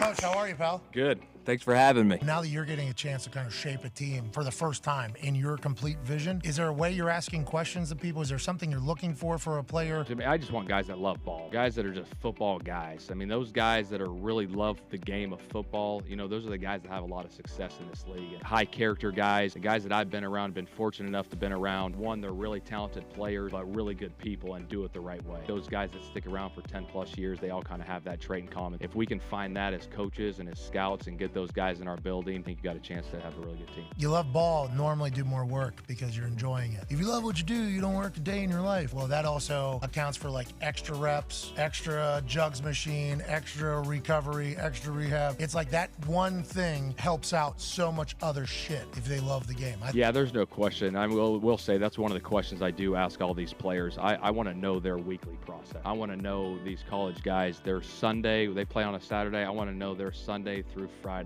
what they do to prepare to get ready. From every detail, when they come in the building, when they leave, how they watch tape, how they break it down, when they work out. You can tell from that answer, I think, quickly, right, whether or not they love what they're doing. Some guys are a little more detailed than others. Is it the end-all, be-all to what I think about a guy? No, I think it plays a part into how much they love football. Guys that play a long time all watch film. That's what I've learned. When I got hired, guys heard me say this, my philosophy is, we're going to throw to score points and run to win. That's part of it. But again, the flow of the game is going to dictate that. You could still be explosive running the football. You can create those explosive plays. The flow of the game will dictate how the game is called and how we're playing. Throw to score points, run to win. You got bars, bro. What has it been like knowing that this is your first year going into a draft, and there's a lot that is kind of on the line at the most crucial position on the entire team? Yeah, I think we've had a lot of conversations. They're still ongoing. We're 6 days away from this thing, and, people always ask, like, who you guys taking? Well, we'll find out when the draft comes. There's going to be a lot of moving parts that happen in that draft, but we're just trying to find the best players that are going to give us the best chance to win. That's it. People say, what type of quarterback you want? I want the guy that's going to give us the best chance to win. How do you find that out? Is it workouts? Is it questions? What about this S2 thing? Have you heard about this? Yeah, I've heard a lot about it. I've heard a lot about different tests, different things. We take everything into account. Not tests, but obviously who the person is, what he's like, personality, his traits, how he is around the building with his players. And obviously the tape speaks for itself, on a lot of these guys. And a lot of these guys have talent that they can play really good football. So it'll be interesting come Thursday. Let's go. Pat McAfee sell on your stunner at WrestleMania. Where does that rank all time? That's got to be pretty up there. Man, top three. And I got to say top three because The Rock, number one, the way he oversold, and Scott Hall and some of the other guys that took it. But Pat has a natural feel for the business, epic performer, great on the stick. I apologize that you're a punk bitch. Athletically, that match he had with Theory was awesome. And then the kicker was not only the sell of the stunner, but to lay there selling, still guzzling the beer, the presence of mind to ad lib and improvise and like this is a moment without even thinking about it. I think he's amazing. He's very entertaining. And as a human being, I like him a whole lot. And here's an off the record story. The second night that we were at Mania, I was just planning on drinking whiskey with my Broken Skull Sessions crew. And so we had a bottle all lined up and we were just gonna drink during the show and show respect to the people that were working. Well, Vince called me into his room and said, hey man, would you come out in the end, stun me, McAfee, and Theory? And I said, sure. So I couldn't drink until after the show. Okay, so the show happens, I go out there, stun all those cats. Brock Lesnar gets done with his match, the main event with Roman Reigns. And me and Brock have been wanting to bond together and have a few cocktails to begin with. And he goes, hey man, you got anything? I said, yeah. I said, where are we meeting? He goes, my locker room. So it was myself, Brock Lesnar, Larry, one of the trainers who's been there forever, Larry, and Pat McAfee. What a day, what a dream, what a life. Now I'm gonna have a couple more Steve Weisers. What? Maybe a little whiskey. What? And we took down a fifth. We just passed the bottle around. At first we were drinking out of little cups.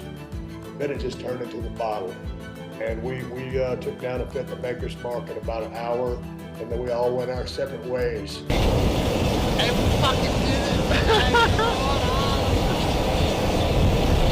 And I heard through the grapevine that a couple of those guys woke up with severe headaches. Really? And I don't want to undersell this. Really hungover. You know what I mean? From what you had inside the ring that we saw on camera, and then what was there a thing afterwards? Well, there might have been, yeah, a lot afterwards. But it was a bonding moment, after a big show like that of four guys, and I've just barely met Pat, but he was already one of the boys because of his football background and how everybody, in WWE has taken to him. And me and Brock's relationship goes back a long way, as does Larry. So it was a good time, and that was one of my highlights of WrestleMania, a behind-the-scenes moment that I shared with you. It's just like I'm frustrated with flying cars because I'm obsessed with that. Like I want a flying car.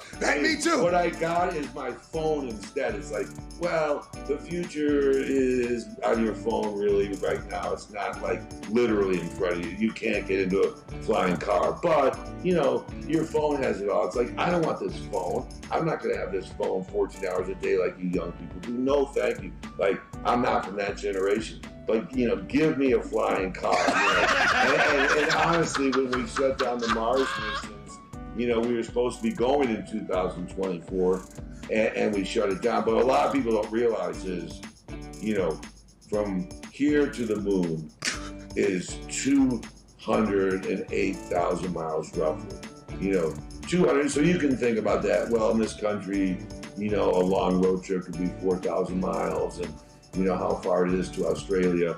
You know, so 200,000 miles. You know, that you think about that, and, you know, that's far.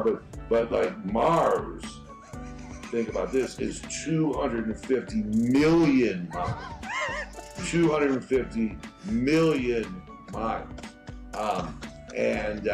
So, you know, that's a little different thing because, you know, when you go, you know, it takes about anywhere from, you know, 9 to 11 months to get there, depending on the alignment. Are you going to fucking Mars? And so, Jim, are you going to Mars? It sounds like you're. I wish I was. You know, maybe you'll have. I think you'll have a chance to do a show from there when you're 80, Pat.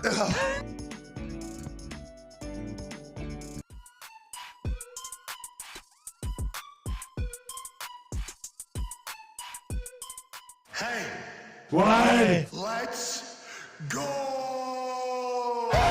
This show fucking stinks, and the fact that you listen, we are very, very thankful for. AJ, never cease to amaze me with your toxicity, pal. You got a couple of these?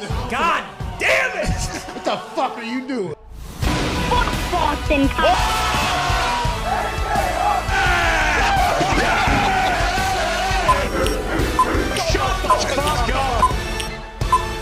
Hello, beautiful people.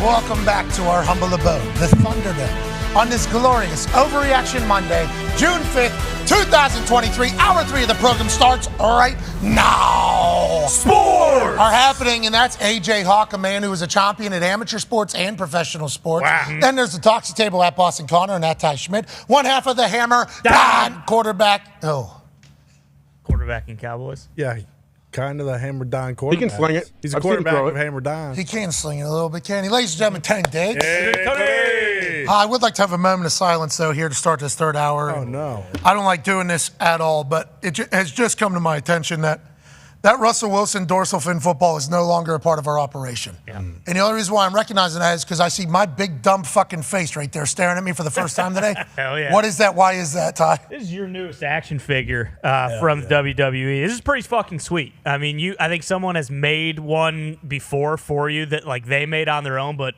this puppy's available in stores if I'm not mistaken. That's pretty fucking cool. That's very interesting.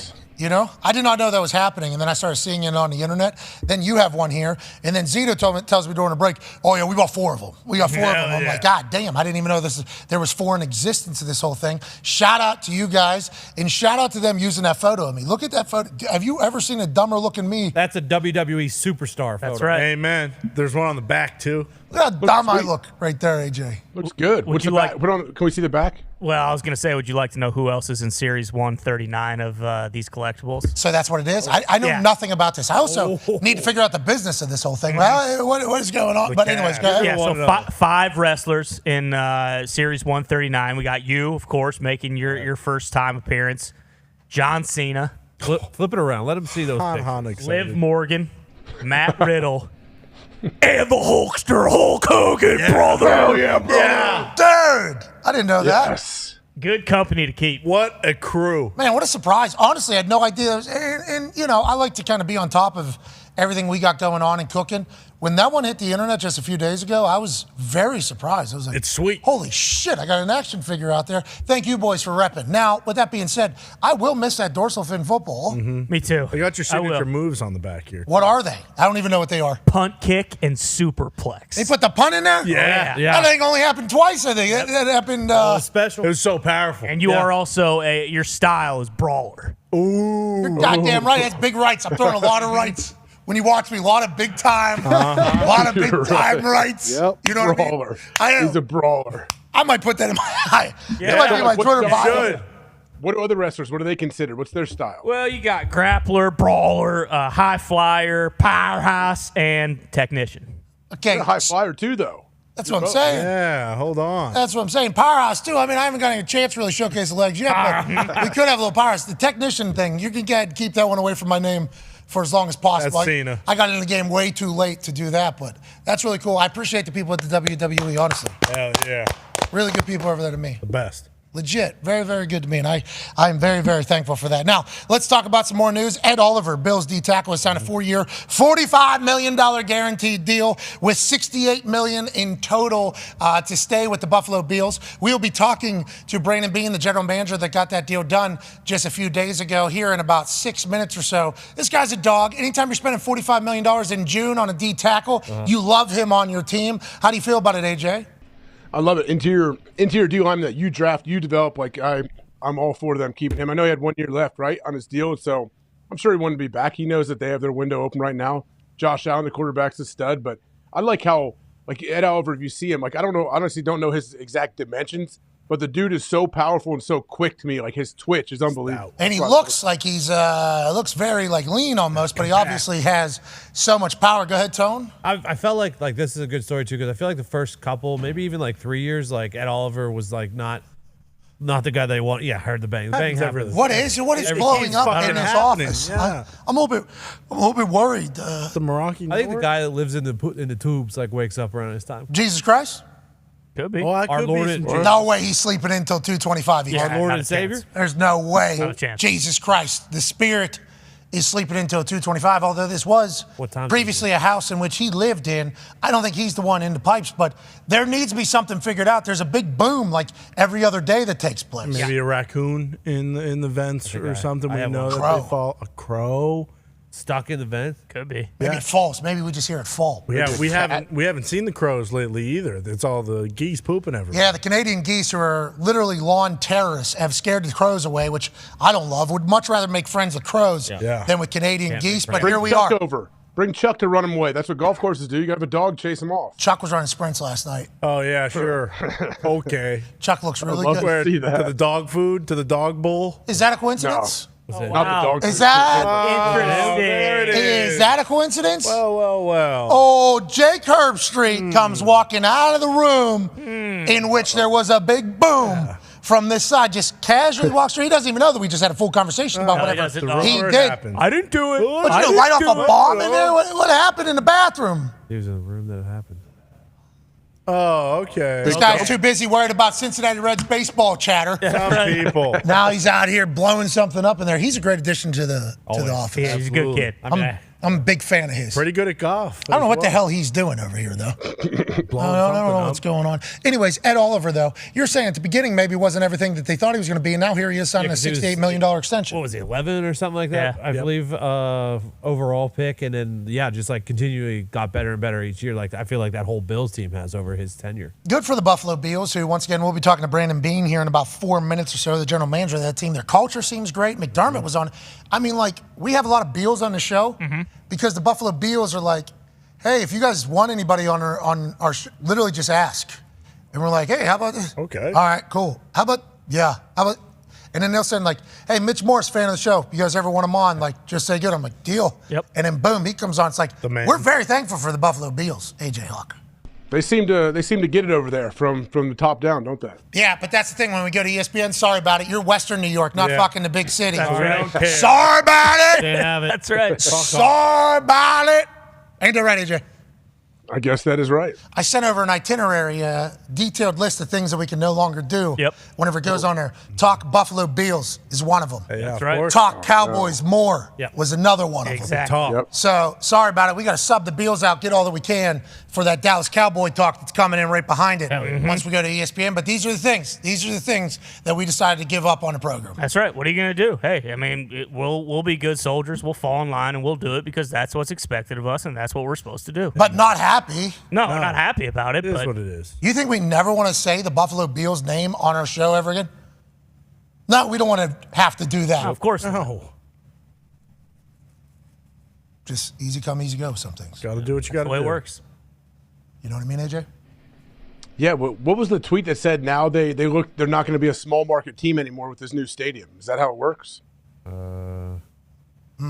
See that tweet? Something about like not going to be whatever they said, something like that. And just because there is people out there that can't catch sarcasm, Sure. we're joking about all Just that. a joke. Just kidding around, you just are? goshing. Just laughing. We will talk about the Buffalo Bills. Isn't that cool? Yeah, we will. Ari Mirov, My Sports Update. I don't know if he's still with Pro Football Focus or with somebody else now, but he is all over everything happening in the NFL. An incredible follow. The Bills are having a groundbreaking ceremony this morning at the site where their new stadium will be built. Construction is expected to be complete in time for the 2026. Bills COO Ron Rashier. The days of us operating as a small market team is in the past. All right, so if he said is instead of are, because he's talking about days, I don't know how proper that English is. I will assume the chief operating officer had proper grammar whenever he was speaking, and I was wrong. Nonetheless, yeah, we got a big-time stadium, AJ.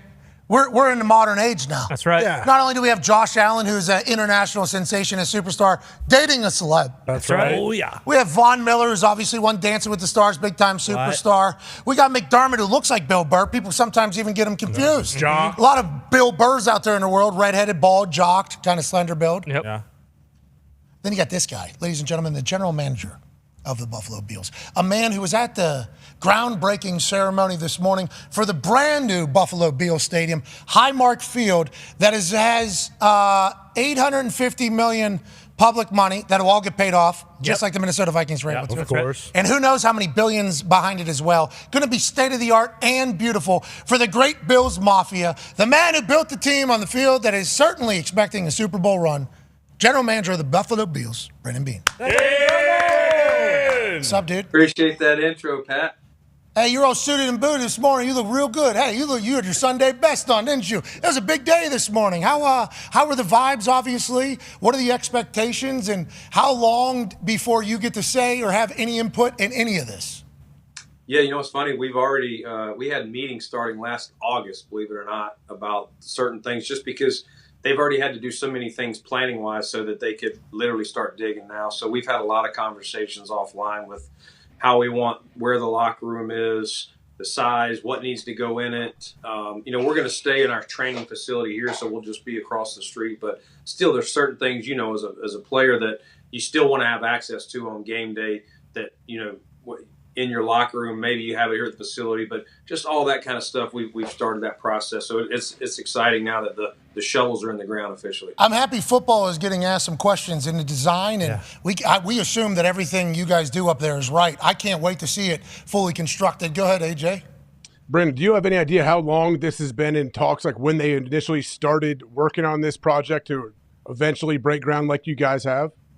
Yeah, I mean, it was pre-COVID. So it's definitely, I don't know if it was 2018, but I know by 2019, conversations were definitely going that our lease here in this stadium, I mean, this stadium's, they've worked hard. It's 50 years old to keep it, you know, efficient where you can run, but definitely outdated. And so a lot of things had to go into place to extend the lease here long enough to get this new one built. So exciting times for sure. You're the guy that built the team, and we're acting like you're the guy that actually owns the team and had to make all the stadium decisions. So we appreciate you answering the questions here. You did have a suit on. Yep. And you were at the site. True. So answer the questions, dude. Yeah. I seen in the projections, not a dome. Right? Not a dome. No.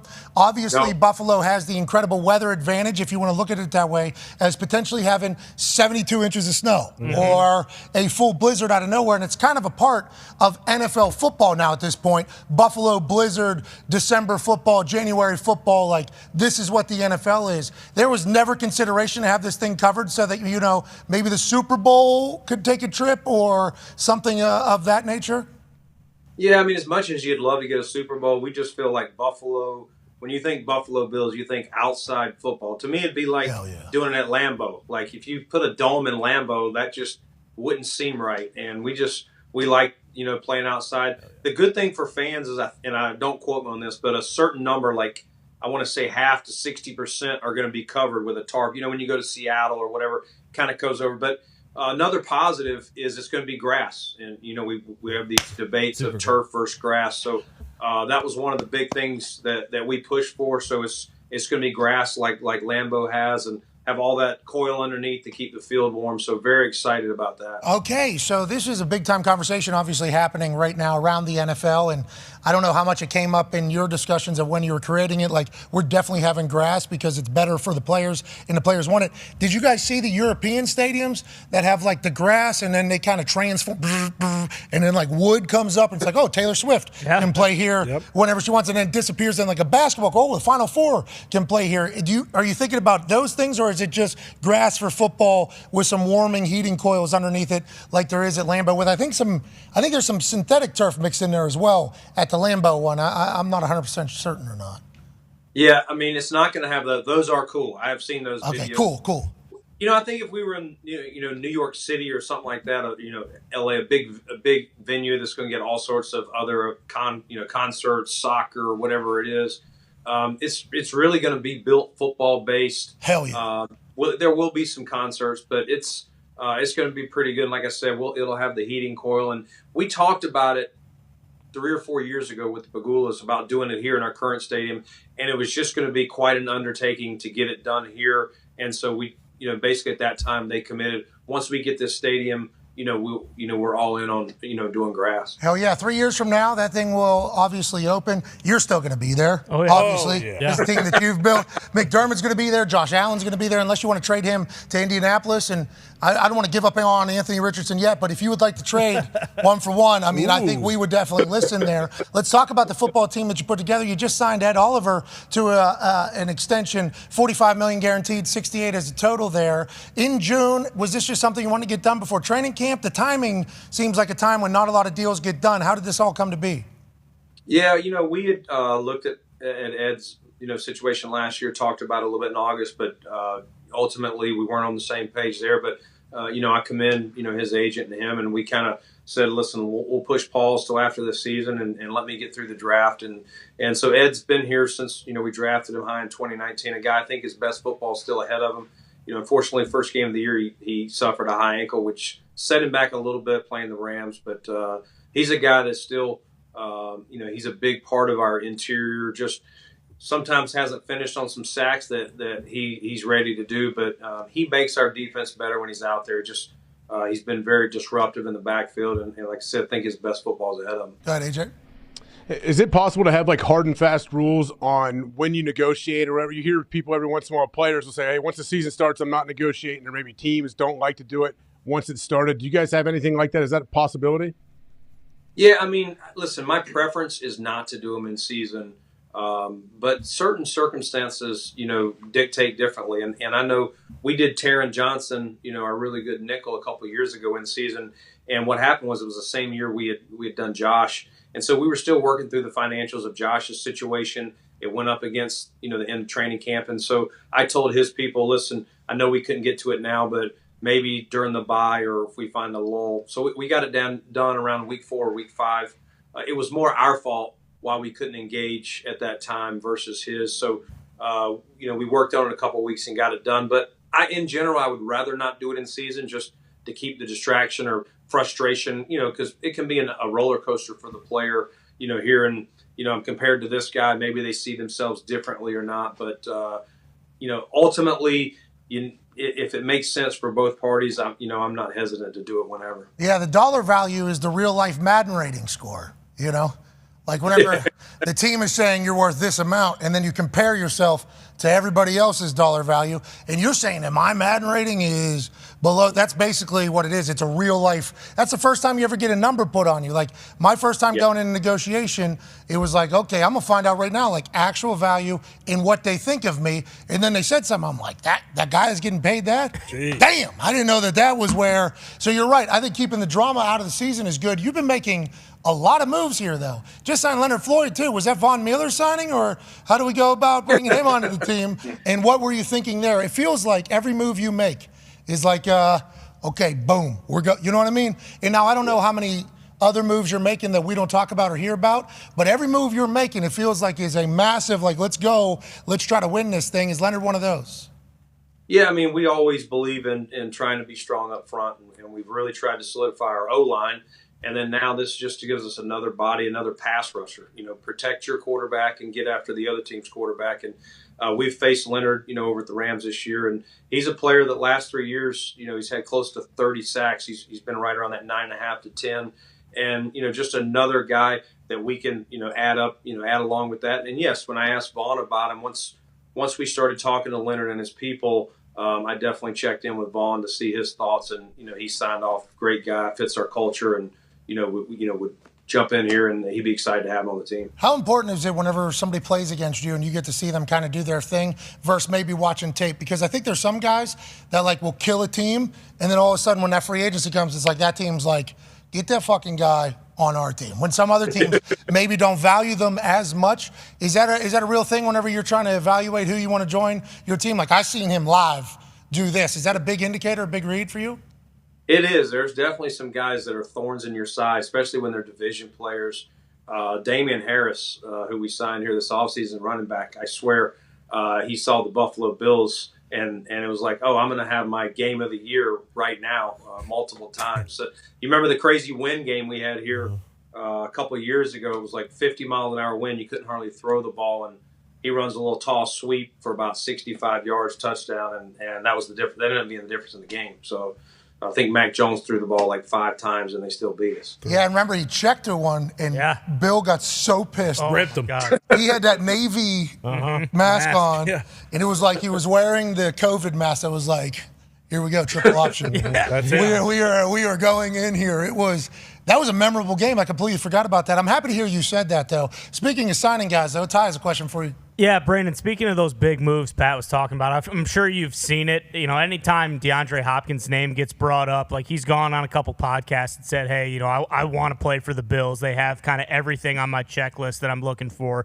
And granted, you guys don't have unlimited money, and he's going to command a little bit more than just some guy off the scrap heap. But is that something that you'll definitely continue to kick the tires on before he actually ends up somewhere? He will command more money than a guy off the scrap heap, won't he?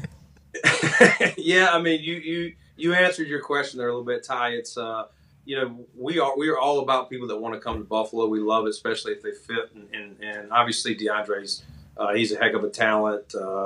Speaking of a thorn in your side, called a Hail Mary on us a few years ago in the COVID year to finish that game. Hail Mary. We had our 3 best DBs on him, and somehow, some way, he came down with Hey, do you remember his hand being his hand? Like the nothing. Boom! Nothing but respect for him, but yeah, it would definitely have to fit within, you know, how we would fit a structure of a salary and all that. So never ruling it out, but know he's a good player, and he'll probably command a decent contract. All right, so you guys are negotiating right now. What's the number at? Tone has a That's question. as far as I'm going. Oh, yes. There we Okay, go. all right. Hey, put it on the ticket. Yeah. After being pushed to give an answer about negotiations with D-Hop, he said, that's as far as I'm going. What does that mean? Ooh. Find out more later in the year. Tone has a question for you. Brad, is there like more pressure or a different feeling or something in the air when literally anyone in the AFC East, it feels like, could go on a run to the Super Bowl if things went their way? Like, is there a difference this season versus maybe other seasons where, you know, other teams in the division aren't as strong? But this year, it feels like the AFC East could be one of the best divisions in football. Yeah, I mean, it looks to be a gauntlet. You know, if all teams stay healthy, that's going to be, you know, 6 of our toughest games of the year just going against those guys. Obviously, the Patriots, anytime you play a Bill Belichick team, and Bill O'Brien coming in there to kind of correct some of their offense, their defense is always, you know, a thorn in our side. And then the Dolphins last year, you know, came up here with a rookie quarterback and, you know, had us on the brink of losing that game in the first round of the playoffs, and we split in the season. So having Tua back healthy and they've added more speed to their team. They got to be one of the fastest teams I've seen. So a lot of credit to what they've got going. And then say no more, the Jets. You know, Aaron Rodgers, multiple MVP. He's your co-host anyway on this show. So every Tuesday during the season. Maybe next year, we don't know. Yeah, we hope so. Yeah. I'm sure he'll be back, but don't you want to say he sucks right now? Yeah, he's bad. He's lost it. Don't you want to say it? I don't want to. No. We open up with them. I don't need to give him any ammo to light us up for sure. He played here last year, and their team was struggling in a little bit of a funk, and you know that game could have got out of reach. We were kind of starting, and he just started being Aaron Rodgers in the fourth quarter, and I was just like, clock run out. Like we're not doing well, and he's coming back. Yeah, he's a real deal. The AFC East has become fantastic, and obviously you guys have been the top of the class for so long because you've made such an incredible team. You've pieced it together over there with the culture mattering. Feels like everybody we talk to in there, the humans that you bring in really matter. Let's talk about the leader, Josh Allen. That seems like a human who I would love to be a teammate with. Sounds like that's what everybody says. Like, hey, Josh Allen's one of the boys. He has people over. He's beloved by everybody. He's always upbeat, having a good time. Now he's dating celebrities. I mean, what has the growth of Josh Allen been like from your seat as the guy who had to draft him, kind of go through, right? Like, there was a year there where this guy could jump over people. He can't throw a football. Yep. Oh, he has big hands. He can throw the ball far. That means you're going to be an NFL quarterback. No, get this guy the hell out of here. You had to take a lot of questions about that because you got rid of some people. You had to really settle in and say, hey, we want to empower Josh Allen and know that Josh Allen, this is his team. You did all that stuff, and now we're at the point where everybody's like, how do you find the next Josh Allen? What has it been like watching it all happen, and what are your thoughts on him and his future?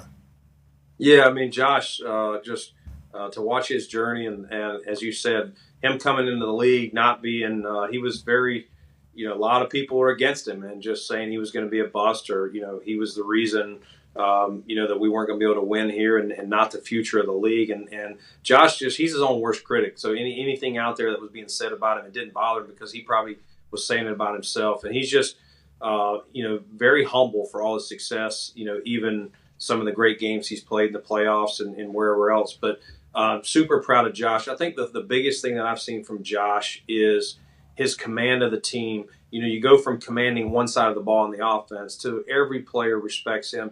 He's here every single day of OTAs. He may have missed one for an outside event, but other than that, he's here. He's involved. He's leading. He's he's talking to the receivers on the side. He's comfortable in his own skin. He's not afraid to. He can talk to the governor, or he could talk to a homeless person. Like, no one doesn't. Josh doesn't shy away from anyone. Great with kids. Does so much in the community that doesn't get seen. Plenty of stuff does, but there's plenty I've seen Josh Allen do that he's not looking for praise. So we're glad we got him, and hopefully his best football is ahead of him too. Oh, sounds like you got the perfect quarterback. You sure don't want to trade him? Yeah. You know what I mean? Sure don't want to trade him. It'd be awesome to have him in our. Yeah. Wouldn't it be cool to have him on your team? Oh, yeah. He's an Green Bay, Indiana you guy. kidding me? Basically the same weather as Buffalo. Oh, you said he's comfortable in his own skin. There's a lot of it. He's fucking huge. Yeah. He's a lot of He's so big. So fast, so smart. Can't wait to watch it all. Go ahead, AJ. Brandon, have you had fun paying attention and watching Coach McDermott during these OTAs and getting back to his roots, calling the defense? I would imagine it's a little more spirited for him. When we talked to him, he said he was excited and it felt like he was really getting around the guys a lot. Yeah, no, you can see, at first, when Leslie Frazier steps down, you're trying to figure out how are we going to do this? What's the dynamics? And, over time, once it settled in that Sean was, our best move was for Sean to take over the play calling. You could see that it's like that vibrant energy, like, man, some excitement, just this is how I earned this job, being Sean, of calling plays and being a good coordinator. So no, he's been great. You can see the energy, the focus. I think our players are feeding off of it. He's fired up. He's had to change how we do some different things in practice where, he might have been running the 2-minute drill as a neutral party. Well, now he's over there on the defense trying to stop Josh Allen. Chirping. So, yeah, so he's a competitive dude. That's when we get to camp, that the chirping will only pick up, I'm sure. I can't wait. September 11th, Monday Night Football. You guys in the Jets. That's going to be legendary. I mean, you said we open up with Aaron. What a way to start a season. I mean, that's a big deal, obviously. Yeah. Now, I figured, you're always trying to figure out what they're going to do to you. And I said if it's going to be – I felt sure Aaron Rodgers' New York Jets is going to be one of the opening primetime games, whether it's Sunday night, Monday night, whatever. And so – that was one of the teams that we talked internally. We could see them either making them come here, but it even makes sense sending us to New York. The mega market that it is. So it makes a lot of sense. Come out of the gates, the team that's won the last few years of the East against the team that's a lot of people are probably predicting to win. Now that they've added. Oh, I like that. You're saying that, huh? You got that on the wall. Oh, Aaron Rodgers is in town. They're going to win the AFC. I like that. I heard a little bit of motivation in there. No, listen. We'll find out real fast where we stand playing their team. They beat us without Aaron Rodgers last year in New York, and it was a dogfight here for us to beat him. So. Adding him is going to make them really salty. You have to keep patience at the beginning of the season if you're not playing your best football. And, how do you go about doing that, especially expectations as high as they are for your team? Yeah, I mean, it's a long season. It really is. I know that's cliche, but you can definitely you never know when you're going to go in a funk. You never want to, but rarely do you go through a season and not have some ups and downs, and one side of the ball or both sides of the ball are just not in sync and in a funk. So you just hope that if you start slow, that's your funk and that you find your rhythm and you stay with it. You definitely can't panic. I mean, 17 games is a long season. 7 teams now getting the playoffs. So again, the AFC's loaded, and you could see if teams beat each other up, maybe a 9-win team gets in. Yeah, you got to keep your patience. You've done that throughout your entire time there in Buffalo, and it's led through a lot of success. You know what I can't keep my patience about, Brandon? What's that? That guy you were hanging out with this morning at the groundbreaking site, okay? The commissioner of our league, our commissioner, my commissioner, man that I have a lot of admiration for and respect for. The things that he has done for the NFL, right? Business-wise, game-wise, worldwide acclamation, everything he has done. Yep. You're the one that told him take the kickoff out of the game? Are you the one that said that? And is that what you talked about today while they were putting the shovels into the ground? Were you like, why'd you do that to the kickoff? What the hell? Is that what you said to him? I did not, out of respect. We were here for a different reason, but I would have rather, personally, the kickoff rule would stay the way it was. But it is what it is. At least, here's what I'm at least glad that it's only a 1-year trial, and it is not set in stone, and that hopefully next year we come up with something better. I can promise you, I signed special teamers here to play and cover, so it makes no sense for us to not want that rule. Okay, yeah, because you guys take advantage of the special teams department, which it seems like all the great teams do, and we're losing a little bit of strategy. If you see him, just let him know, I'm not mad, I'm disappointed. That's right. You know what I mean? I'm not mad, I'm just disappointed. But there has to be an adult in the room, I guess, which is probably what he's saying. Hopefully, like I said, hopefully this year shows that maybe this is not the right solution, and next year we come up with the better solution. We're all for player safety, but not to take away from the game. Okay, so we'll have a year think tank. There we go. All right, we're all good. We're back. Thank you so much for bringing the good news. How's the golf game? Huh? It's getting better. It's not where I want it, but it's getting better. Got a tournament coming up this weekend, so hopefully my game will at least be A-, B+. What are you thinking of shooting? Is this member guest, like that type of tournament? It's like a member. Yeah, it's member. Yeah. Oh shit! So you're like a real player. Well, I don't know about that, but I'm playing. AJ, this guy's a player, isn't he? Obviously, he's probably what's his handicap? You scratch or better?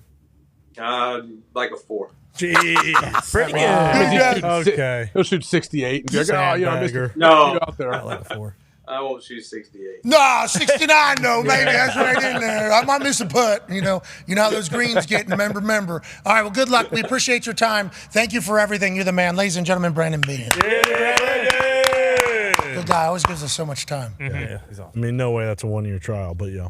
No, but listen, you kind of heard a little maybe thought like, all right, let's come up with something better. Let's at least come up with something. Yeah, but the numbers are going to be down. We know the numbers are going to be down. Yeah, but what if this was Roger Goodell saying, like, I get what you guys are saying, okay, but we need to do something about this particular stat that we're seeing. So let's do it on a year basis. You come up with something else, we'll do it. Now, what does that mean? I don't know if that's even real, but that's at least a better positive outlook on it than I had heard thus far. And obviously, we've covered it a little bit more than at the very least, maybe it gives one of these special teams coordinators some time to kind of like either get together and like, okay, here's a way we can save this, because I think same deal. It'll probably universally, every special teams coordinator next year isn't going to just be like, oh, that was actually a great idea. Let's keep this. All those guys are still going to fucking hate it. So you heard Beane talk about it though, like, hey, I sign special teamers and pay them because we view that as a. Oh yeah. Because in Buffalo with the weather, can't always just kick touchbacks. No. So you can pin teams. Yep. You know what I mean? Which is part of the strategy that is now just away from not being in the game anymore. Right. So I would assume what Brandon Beane said is accurate, and let's assume that our commissioner, Roger Goodell, will get it all figured out. So I hope. Now, if you're a Green Bay Packers fan, I would advise you to cover your eyes. Oh, no. There's a video coming out of the New York Jets OTAs that is certainly delicious and delightful. Ladies and gentlemen, one of Taylor Swift's biggest fans, Rockin' the 8, drops back. How you doing? Keep it moving. Jeez. Deep ball in the bucket. The 55-year-old man still got a cannon.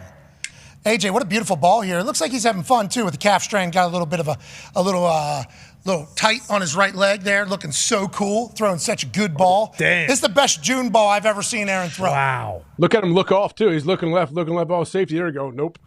You know why he's doing all that? So you know when you think somebody's watching you in the bathroom, you will wash your hands longer than if you knew nobody was watching you? Yep. Do you know whenever you're doing anything, you try to represent the best self or best version of yourself if you feel like people are watching you just because it's a natural habit? He knows that every single rep in film, especially if they're saying that he's in charge of shit, he's like, hey, I'm going to look off here. The reason why I'm looking off is going to open this. You need to run this. He has to be like the perfect version of himself, especially if he's the one doing the coaching in the entire meetings, because he has to make it as realistic to what the game's going to be. Because if it's not, then they'll say, oh, bullshit, this guy's lying to us. So he's almost like the best version of himself in June in OTAs, spinning that thing, Ty. What a throw. Mastered that in Green Bay. Incredible throw, but I think I'm actually on the other side of it, because when you were saying that, I was like, oh, no, this is going to be a bad clip from Jordan Love. I wasn't even thinking like, this is going to be a great, there's no such thing. Great pass from Rodgers. So I tell you what, I've seen him make that throw around this time a million times before. So I'm glad Jets fans can have, it's a little early in OTAs, right? Isn't it? It's a little early in OTAs. I mean, that was only the last couple years. Maybe decade. I haven't seen this June 5 ball. It's been a while, but that's immediately where my mind went was, oh no, did fucking Jordan Love do something wrong? He didn't. So I'm in a good spot right now. I'm glad Rodgers is out there having fun. It's just playing football. That's right. See how calm Salah looks like. He knows. Chilling. He's in the back just like, this is fucking awesome. Do you remember when I said we need to sign new offensive coordinator? We'll bring in that Nathaniel Hackett guy. Mm-hmm. He's like, we didn't even sign him, actually. This is the offense coordinator. Yeah. That's what they're saying right out of camp. Oh, yeah. Hey, Jay, know what they're saying over there? Like Aaron's... Feels that way, doesn't it? Pseudo. Okay, chin strap button, not on, but button back, old school. Yeah, and he wouldn't wear that, the sports bra that all these dudes are wearing. Yeah, everybody. Yeah. Oh, he won't wear the GPS? No, every sport has people wearing these things. It's like, I understand and appreciate what they're doing, and I know they're awfully uncomfortable. I hate it. They look terrible. Luckily, they were doing it when they weren't like super mandatory. So we had like long sleeves, like I think it was t-shirt or long sleeve with the thing to be able to pin in the back of the neck right there. And I cut the sleeves off whenever I had it. And then I lost it, if you do recall, because I was sitting in the back of a golf cart going as fast as I could downhill so that I was the fastest GPS on the field that day. So whenever they read the stats and analytics, they had to say, Pat McAfee went 22 miles an hour today. And then they'd have to get into T.Y. Hilton, went 19 miles an hour. And then this whole thing, just because I thought it was such a joke that I was being forced to wear one. They obviously took it from me immediately upon that happening in training camp. But now it's just like standard operating procedure. You have the sports bra looking thing, everybody wears it, and then they just keep track of everything. And do the guys ever hear their stats or analytics, or is it only used by the people that are above them? And why do they ever? Why does it have to be a sports bra that everybody wears? The sports bra thing is massively uncomfortable. I know they used to have like your tight, whatever shirt you wear under your pads. They would make those and put little pockets in the back. We could put them in. That's the best case scenario, I think. But the players hear about it because that goes to the strength coach, and the strength coach will sit there and be like, hey, you should talk to Schlegel sometime about this. He's big into this. Like, hey, bro, like you took so many reps at this 89% of your max speed, all this stuff. We're going to sit you down today because of that. And we're going to you're not going to do individual. You're not doing team. Like they craft their load management through those things. In theory, I get it. Yeah, it's smart. Yeah. In theory, I get it. Like everything. Like, it's cool to a point, but like you can't, it can't be like the be-all, end-all. Oh, how do we feel about the air conditioning? A kid's going to die. Is that real? How does it work? Not in our game. Whoa, not football. What are you talking about? Yeah. Why? You think they're going to be fucking all super nice and cool, and they're going to think they're super cool, but their body's 145 degrees, and they're going to fucking pass out and die. That's a guy that has a heart issue. True. Wasn't able to have Red Bull in shots whenever we go out in public. Have to do one with ginger ale. Yep. Gingy. But I bet for the players, It's very awesome. nice. I think it's brilliant. Yeah, It's just blow cold air somehow. So wait, every helmet needs Yes. So the helmet has the capability to have a full fan in it. it's going to cool off the player's head, but Diggs thinks their body will not be cooled off. Correct. That's right. Okay. He's worried about their chest.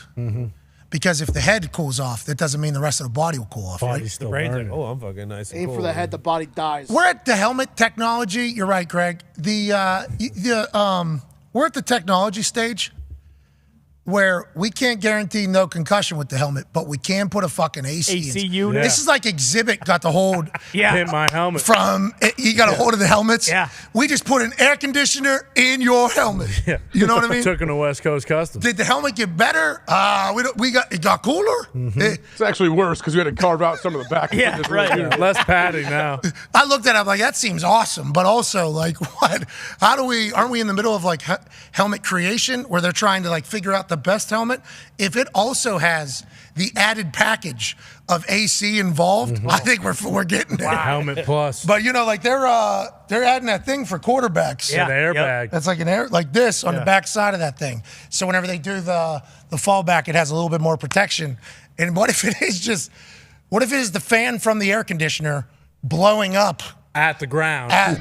Yeah. You know what I mean? That'd be smart. This show is the worst. We are not allowed to do what we did today. Innovating. Any of it. Let's go to the phones. We were told that our commissioner was watching today's program, by the way, from the Bills facility. Okay. Nice. That's why when I brought it up, I told him I was disappointed. From what I've been told, he had potentially been watching that. Okay. I was disappointed. Still am. Goodall, you were doing your thing. That's right. I was. You were our commissioner. What if the players, though? What if the special teams players decide, hey, we are against this rule. We don't want this to stay in. We're going to make, although they're fair catches, we're going to make a pact. We're going to be extra physical. We're going to try to knock each other out on every fair catch. Yeah, that won't be how it goes. Just throwing it out there, just spitballing. I know it's probably not cool. It's just not reality, Yeah, it's not. Like I wish it would, but we all know that team in New England. That's right. When the time comes, they're going to take advantage of this rule. Absolutely. Kickoff gate. Boom. Kick. And they're not the only team. Everybody else is like, well, if this is what we have to do, this is what we have to do then. And they'll just do it. You know what I mean? Yeah. So there is hard to win. There's no honor amongst thieves. Nope. Right. In this particular thing. All's fair in love and war. Even if they hate it completely, they will not abuse it. No. And that's just NFL football, baby. Yep. Protect the shield. You got to protect the shield. Anything to win. Let's go to the phones. Let's go to Josh in Missouri on the 5 Energy phone line. What's going on, Josh? Hey, Pat. Hey, boys. How's it going today? Hey, keep it going. Great. Good stuff. Good stuff. Sorry, totally messed that up. Anyway, No, so did we, Josh. Good call. All right, appreciate it. Hey, two-parter question for you here on the receiving room here for the Pittsburgh Steelers. Is this kind of a put-up or shut-up year for Deontay Johnson? I mean, the last couple of years, you got Roethlisberger on the way out, Kenny Pickett and Mitch Trubisky splitting it up last year. But, I mean, overall performance-wise, I don't know if that's the number one receiver. And jumping back on that, can the con artist maybe get D-Hop in if the whole Deontay Johnson thing, if it's time to let that one go? Josh in Missouri has a question seemingly for Tone Diggs. Tone, wide receiver core stink in Pittsburgh? No, actually, it's fucking quite fine. Maybe D-Hop would have been an option if Allen Robinson didn't get brought in. And fun fact, Deontay Johnson's stats in his first 4 years are better than Antonio Brown's stats in his first 4 years. So maybe we give the guy a little bit more time because he's been fucking pretty good. So, what about last season? Tone just said, hey, Josh.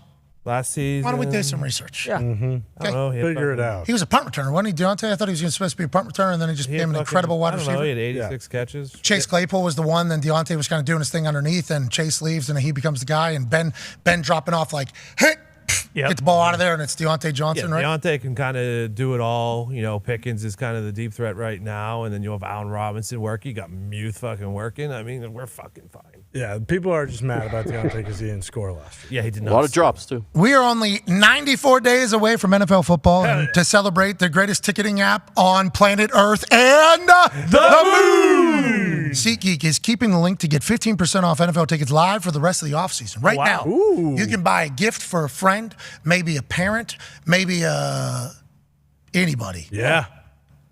Get them a gift to a game. Why not? Love that idea. Games on the horizon. We got Buffalo Bills, New York Jets, September 11th. Yeah. Shadows of New York City, New Jersey. Coming soon. Go to SeatGeek right now. Get 15% off whenever you click the link that we have in the description right now. It will auto-apply to your account. It does not matter if you've bought on SeatGeek before or not. Shout out to SeatGeek. Love you, SeatGeek. Use the link. Go ahead and send a gift. Buy a couple tickets. And enjoy the hell out of next year's NFL season. We're only 94 days away. Let's go. That's 3 months. Here we go. It's only a quarter of the year. That's right. Only a quarter of the year. And then we get half a year of football. Hell yeah. Hell yeah. Let's go to Brendan in Ohio. What's going on, Brendan? What's going on, man? How's it going? Keep it going, Brandon. Love it. Yep. I just, since the man just retired last week, I wanted to give some praise to my Titans punter, Brett Kern. I enjoyed watching him throughout the whole years. And for Overreaction Monday, I want to talk about the Super Bowl, how the Eagles took this man off their team, and then the Chiefs got great field position off of a punt. So if that was Brett Kern, I think they could have won that Super Bowl. Thank you, Brendan, for the call. Shout out to Brett Kern, absolute dog of a punter. I love this man. He had a poster on the outside of the Titans Stadium, okay, of him.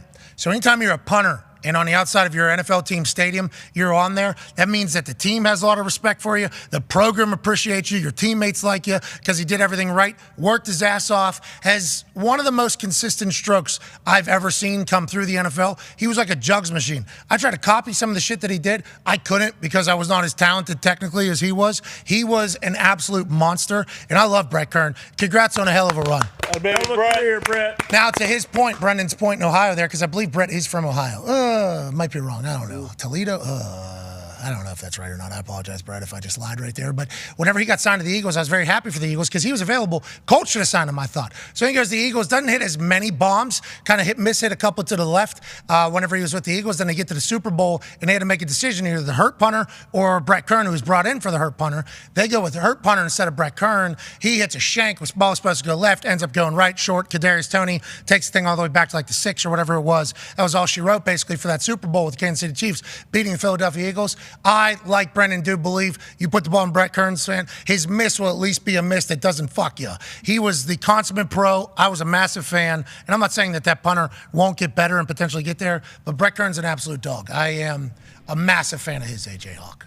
Don't you think? I think punters, people don't value them enough until they're gone, until you don't have that person anymore. I know even as a player, you see that like, wow, we really had something special for a long time here, but it's like the punt is such a weird thing to where, yeah, like once they're gone, then you realize it. But then when you see, hey, we have a guy, like you realize how this dude will win you football games. Absolutely. So the Titans, I think they got Stonehouse. Yeah. And this dude was just kicking the ball further than any human I've ever seen kick a ball before. So I don't think they miss Brett Kern as much. But the thing that Brett Kern can do that everybody else couldn't do, and even Stonehouse, he shoots that thing right to the sideline. Just like, okay, I'm going to I love playing left wing with him, man. That'd be awesome. I'm going to eliminate the returner completely from this thing. So you don't have to cover as hard, and you can just do your thing to take care of it. But he's great, had a great career. I think he'd be very pumped to find out whenever he got into the NFL, he was going to have like an 11-year career or something like that. This is not to do with Brett Kern, but there is some pretty big. Yeah, massive breaking news.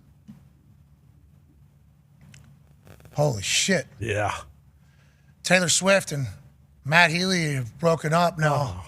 Obviously, Taylor Swift is in the middle of a multi-billion-dollar tour right now. That's right. Where she's selling out stadiums multiple times, back-to-back nights. Not theaters, not arenas, stadiums being sold out back-to-back-to-back nights. What? For the tune of 215,000 tickets sold just for MetLife Stadium concerts in a 3-day weekend. Yep. That's like $110 million in tickets or something. Mm-hmm. If the average of the ticket is $500, which it's actually more than that. So just keep ticking on zeros. Yeah. You watch a documentary of Taylor Swift. She's a fucking dog. Writes all her own songs. Does her own thing. I assume that kind of comes and goes with being in a relationship. It's probably not easy with the lifestyle, the profession, and how she goes about it to be.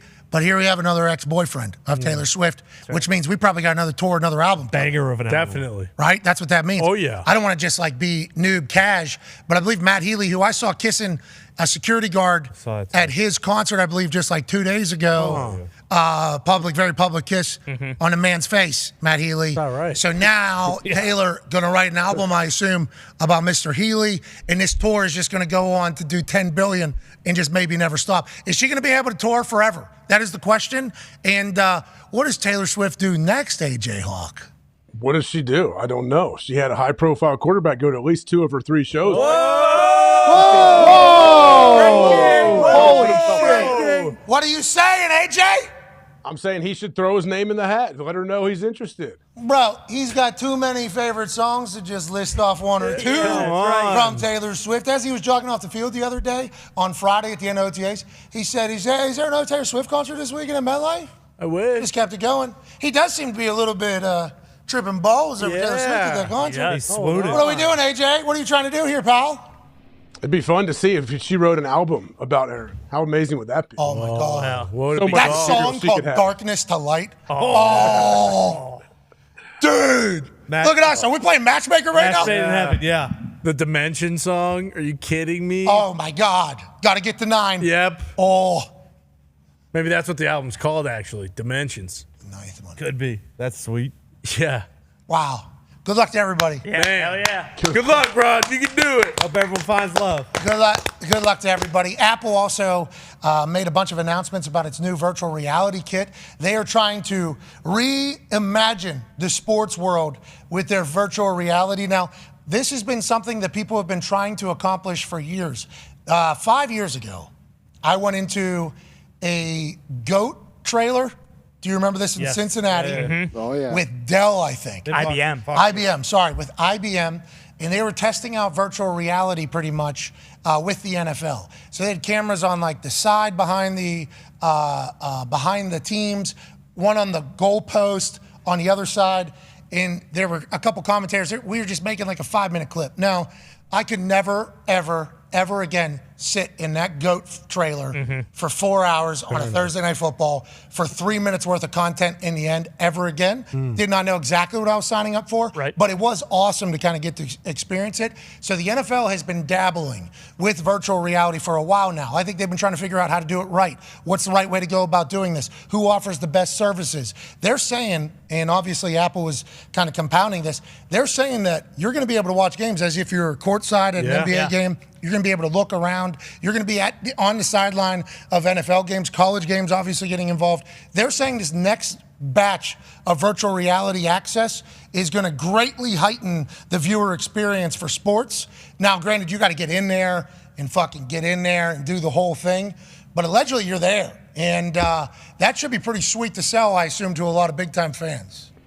Oh, it'll be amazing. I'm sure this first version will be nothing compared to what we have 5-10 years from now. No way. But man, like I guess it's just, what if you want to watch that version, but you want to watch, like we're at a Super Bowl party. I want to watch a Super Bowl like this, but I'm also with all my buds. Wow. You're gonna all strap in and all be on the same wavelength. Bring your mind. Virtual reality, like, hey, we're all sitting in the front row right now. Can you do that? Well, you could also, I think you could stream it on TV.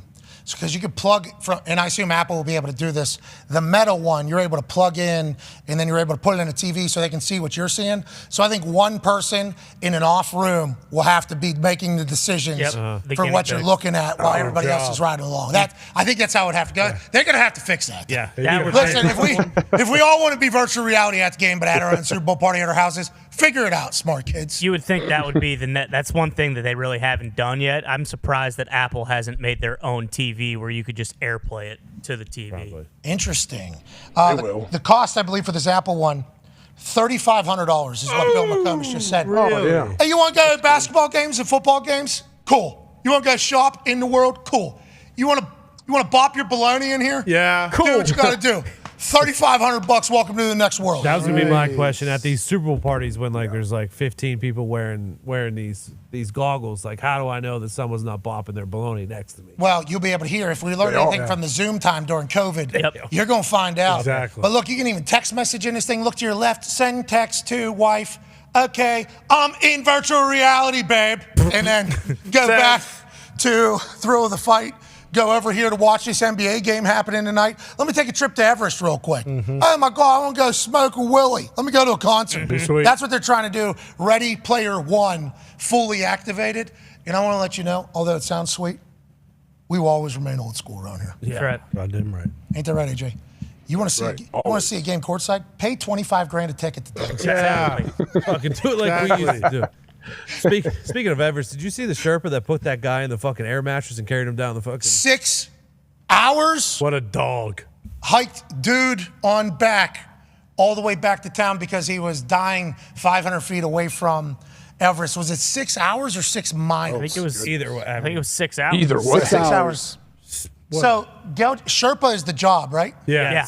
They live there. That's like the guides who take them up. We can run up and down Everest. Bingo. That's our actual duty. Yeah. You guys wear masks and stuff. We're actually doing jumping jacks at the top. Another day in Welcome the to life. our town or whatever. This particular Sherpa, Yelge, I believe, taking a private client up to Mount Everest, 500 meters from the summit, ran over, wrapped him in a sleeping mattress, gave him oxygen, put him on his back, hiked 6 hours down the mountain of safety.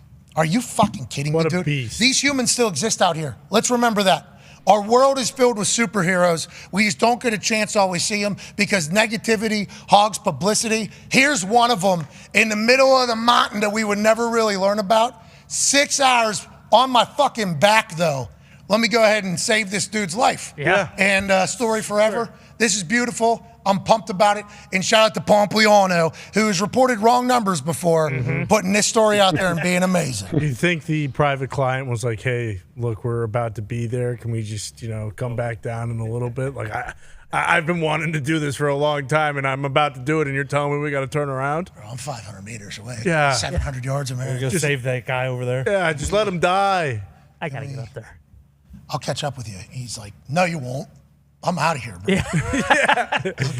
It was probably Posner, and he's done it before. So he said, let's save this guy's life. You're right. Oh, Posner needs one of the people to guide him back to the top. Okay, like most things.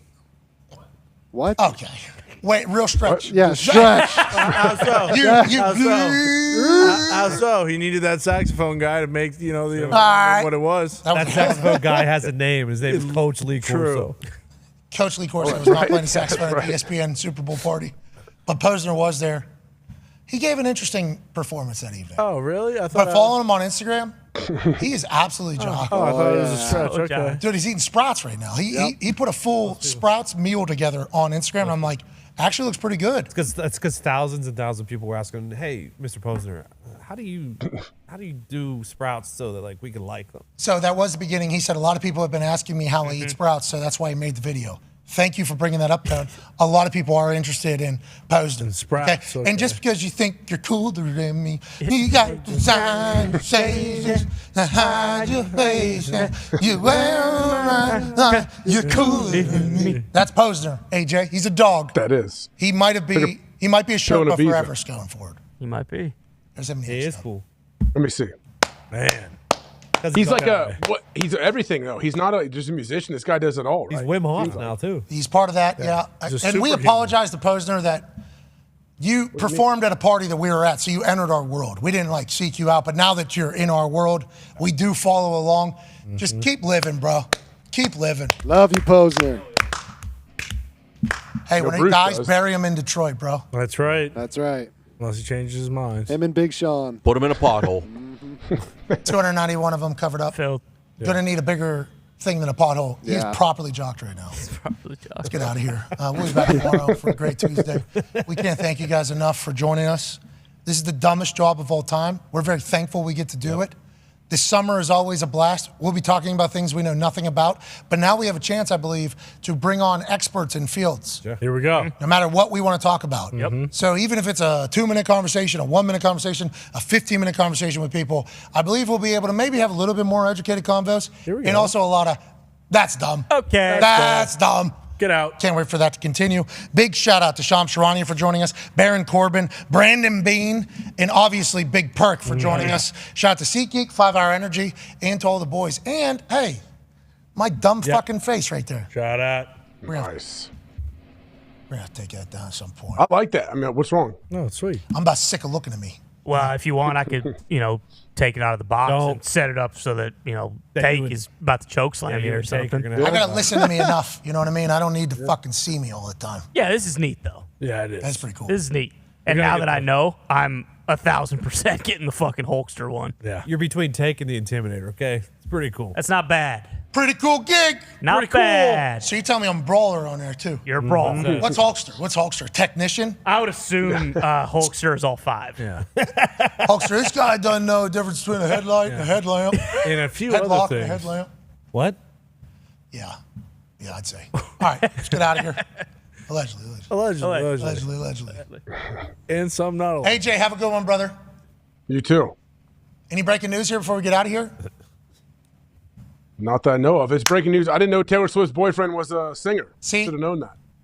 Well, was he? Is that what he was doing? When I saw He was him wearing kiss- an inner ear mic or whatever. Yeah, he was. Yeah, she wasn't with that guy that long. It was the boyfriend before that she was with for like 5 years. That one was a big deal to Who was Swifties. that? Gyllenhaal? He was an actor from Europe, I believe. Gyllenhaal. Might have been Gyllenhaal. Actor from Europe. Yes. All right, Scott get out of here. Harris. This show sucks, and we appreciate everybody for watching. Be a friend, tell a friend something nice. Goodbye.